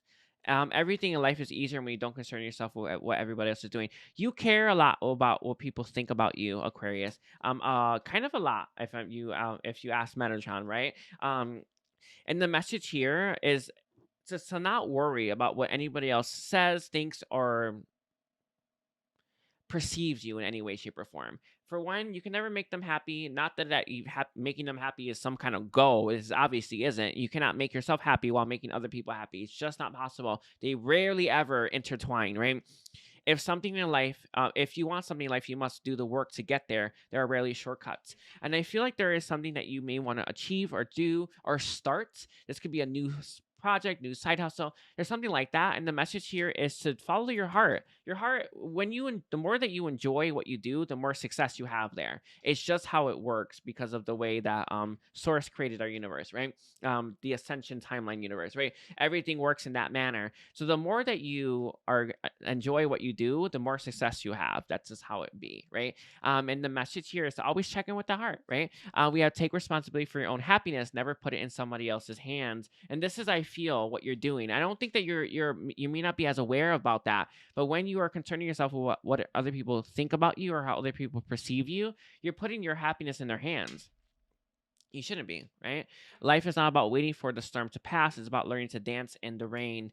And I feel like you may be one of those people that are waiting for the perfect time to do something, and you need to just do it. You know, love the heart that hurts you, but never hurt the heart that loves you. And this is, again, following that heart. Also, don't hurt your heart, right? When you don't listen to your heart, you hurt it, right? When you don't appreciate your heart's input, you're hurting yourself too, but you're hurting your heart as well, right? You know, failure is not the opposite of success. It's part of it. And again, the only way is through. This is it. The only way is through. Very interesting guidance. And it's one of the harder things. Don't think that I've mastered this. I'm actually real close though. I'm so damn close. It's taking me a while though. Don't think I have to. I'm just done it and it's been so easy. Of course not, right? I've had to work my way through it. But I'm telling you right here, right now, you concern yourself with what other people are saying about you rather than following your own freaking heart. You're not going to get anywhere, right? And just follow your heart, and it will lead you to that success that you want. It's guaranteed as well. Like there's not a joke. It's like it's guaranteed. Your heart, the dentist, most smartest part of you, it knows what it's doing. All right. So take care, Aquarius, and don't forget to watch your whole chart. Hi, Pisces. Welcome to your extended. I want to thank you for being here. Thank you for supporting me and supporting this channel. It does help me out, by the way. It really does help me out. Let's see. We have a few different things we're going to cover, but the very first thing is going to be what is their life like right now? What is your soulmate, your twin flame, spiritual connections life like right now? What is Pisces' soulmate, twin flame, spiritual connection life like right now? I hope I said Pisces at the start. I always blank out. Oh, it is what it is. It's the channeling. It's channeling. I swear. Okay, we have strength here. All right. They're being tested right now, big time. Oh, it's a really big test for this person.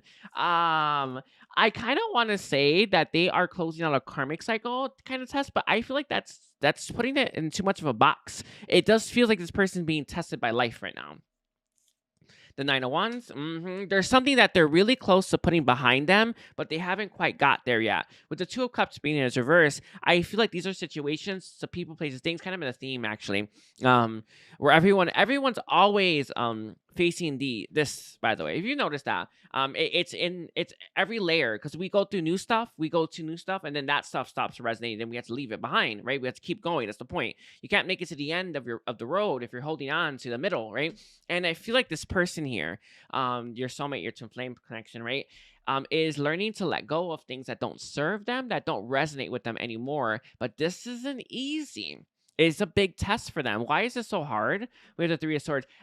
They feel guilty. Ooh, they don't want to break anyone's heart. They don't want to hurt anyone, right? But it's partially because of the way society sees pain, right? All of us know, and I think that this is actually a universal truth that everyone knows, that going through painful stuff makes you stronger, right? You know, it builds your character, right? And we don't choose lives, right, at the beginning of our lives to be terrible for no reason, right? We're like, this is all purposeful.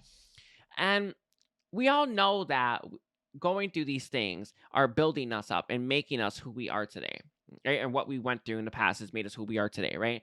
We all know that. But when we are the ones who have to make the choice that might hurt someone, that's when we start to get a little panicky. And I feel like this person's in this energy where they're a little bit panicky about letting go of people, places, things, because they don't want to hurt anyone in the process. But this person's not happy where they are, right? Ooh, so crazy. We had the moon. This is and it's upright. There's a lot of illusions here.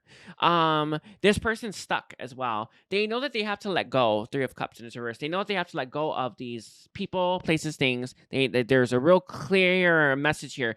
But they can't move forward until they do. Why? The Emperor. They have to prove that they're ready for the next chapter, the next step, by doing this. It's so interesting.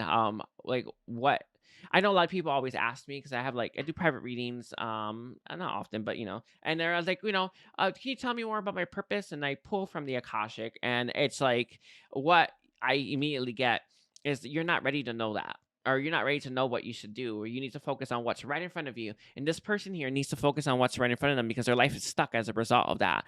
They intuitively know that this is connected. But a lot of times we tend to, because of the way that we think the world works, or we believe the world works, thinks, well, that intuition must be wrong. I'm not really stuck. Good luck to you, right? You're going to figure that out eventually. But this person is currently stuck in their life right now because they won't let this go. They're close, though. I feel like there's two specific people in this person's life that they have to let go of, or things, right? We have the Seven of Cups. A lot of confusion here in this person's life. A lot of confusion. I also feel this person is waiting for something better to come along before they let that go. Ooh, so juicy. A lot of people do that, by the way, as well. Good luck. You don't have energy. There's not enough room energetically in your life for something new to come in if you're holding on to the old. It's just how it works. But a lot of people, again, they don't get that one. We have the Sun in its reverse as well. It's funny. And then we have the Eight of Swords. They are stuck big time. They know they're stuck big time.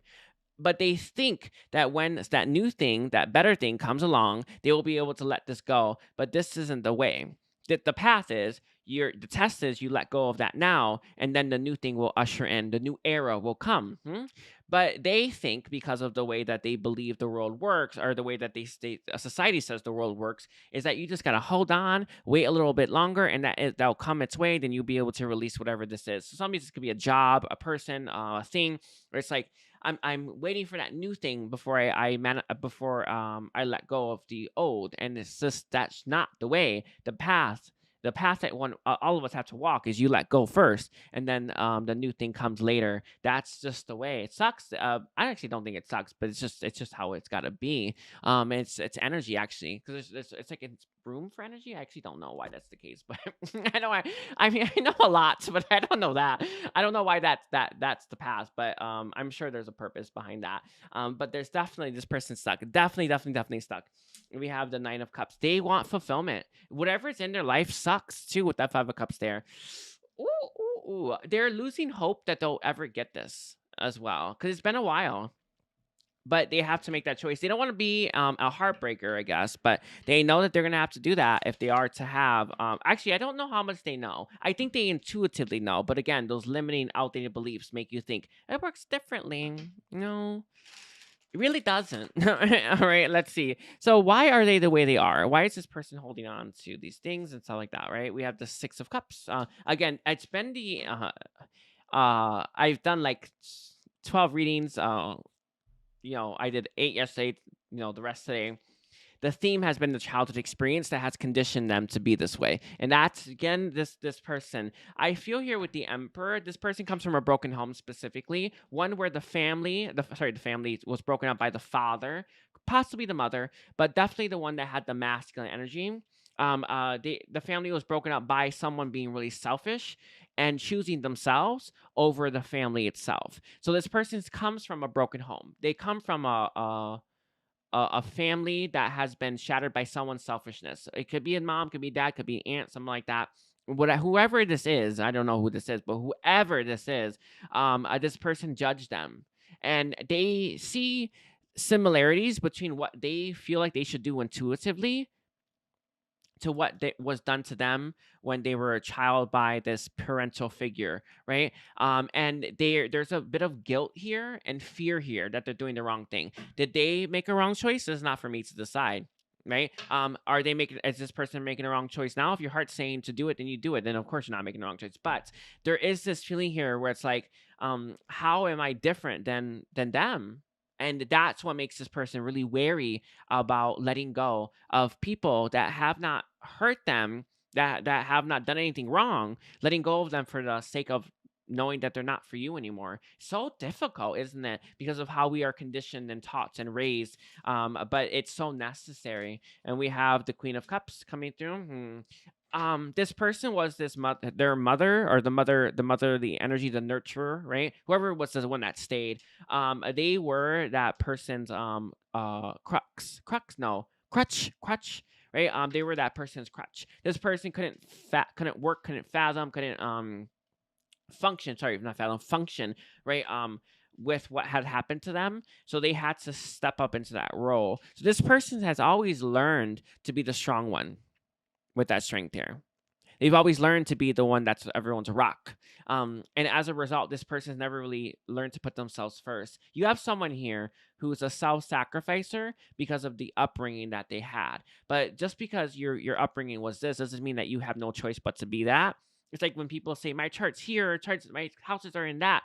Just because your houses are in that, does that mean that you don't have a choice but to act that way? Of course you do. That's the point, right? It's the whole point of actually astrology, to overcome it, right? Not to become it. And I feel here that this person has there's some kind of childhood issues that they actually they're being tested on in their adulthood, and they need to let go of it. Very difficult when it's this far back, but necessary nonetheless. Three of Cups coming through.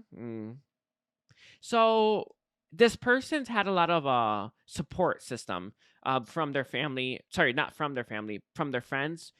Because of their family dynamic, they have like a strong network group. That's what Mendez is saying, networking, support system. So they have that.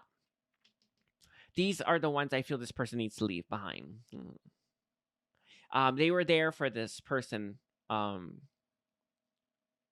through it. Does it make sense? Through bad stuff, and because this person thinks that it's society says you need to be loyal, even because they were there for you, even though they don't resonate with you anymore, and this is what's actually creating a block here. This person absolutely knows that they should walk away from these connections, but they were there for this person when things were bad in their home life, and this is something that this person has a hard time with. It's like society versus your heart, right? We have the Fool 2.0. Interesting. They are they still have that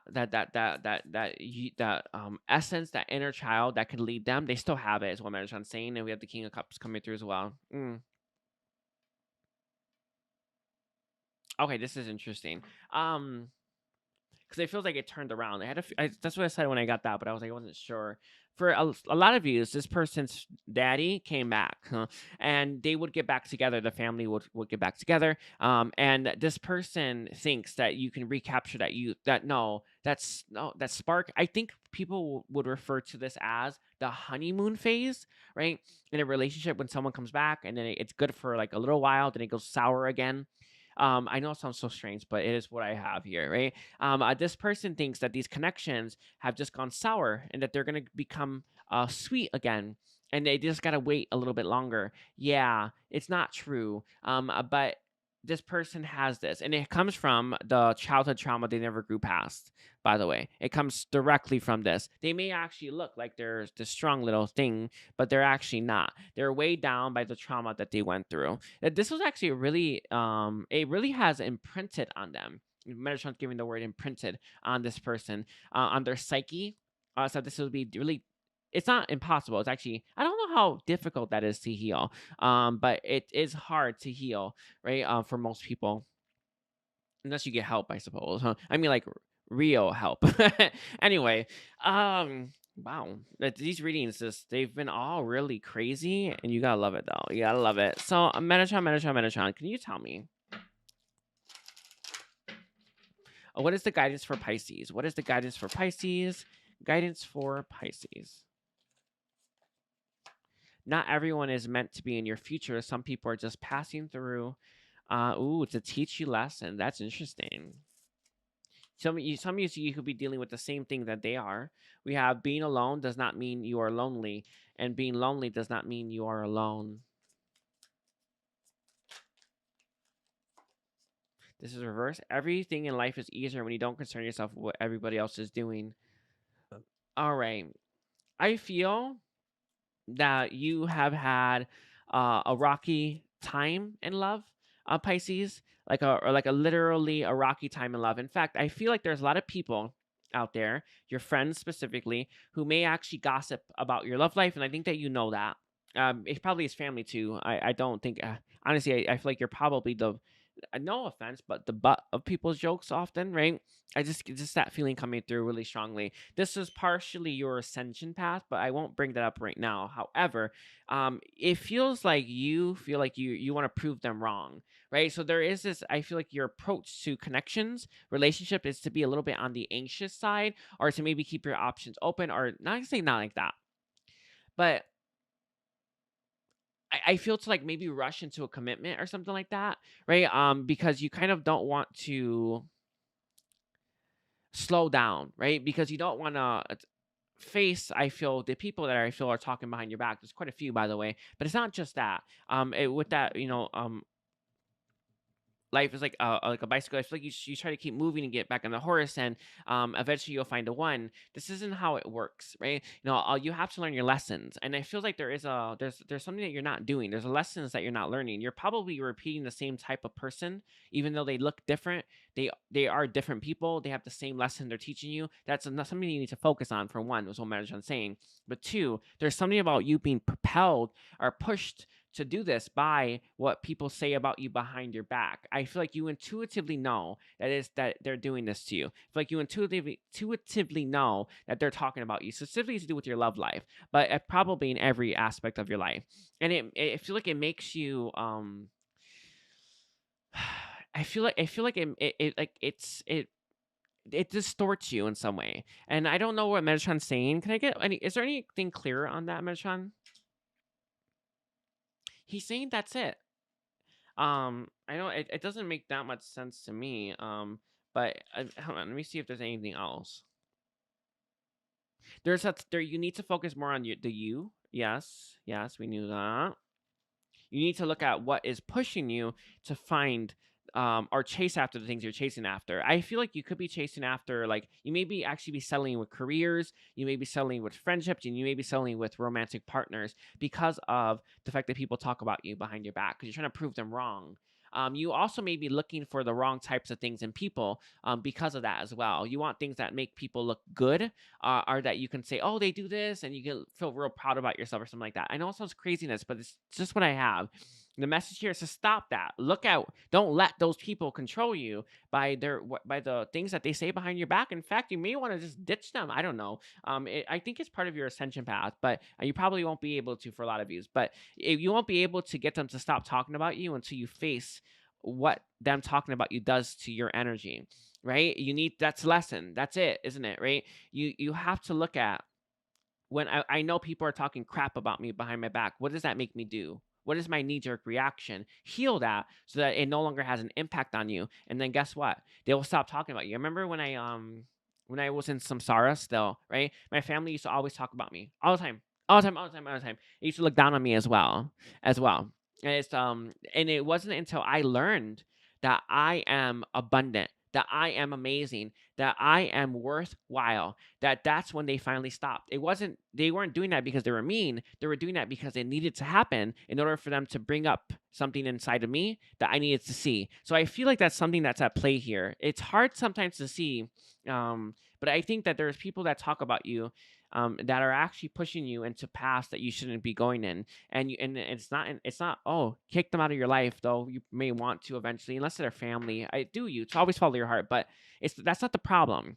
It's the people. The issue is what's inside of you that's actually manifesting in your outside reality, and that's what you need to heal, and then it's gonna stop manifesting, and then they'll stop talking crap about you. That's the point. It's there, it's there. Okay, I hope. Marjan, do you think that she says that makes sense? Okay, Terry, that was hard to describe, but it is what it is. Okay, thank you, Pisces. Don't forget to watch your whole chart and take care. Bye.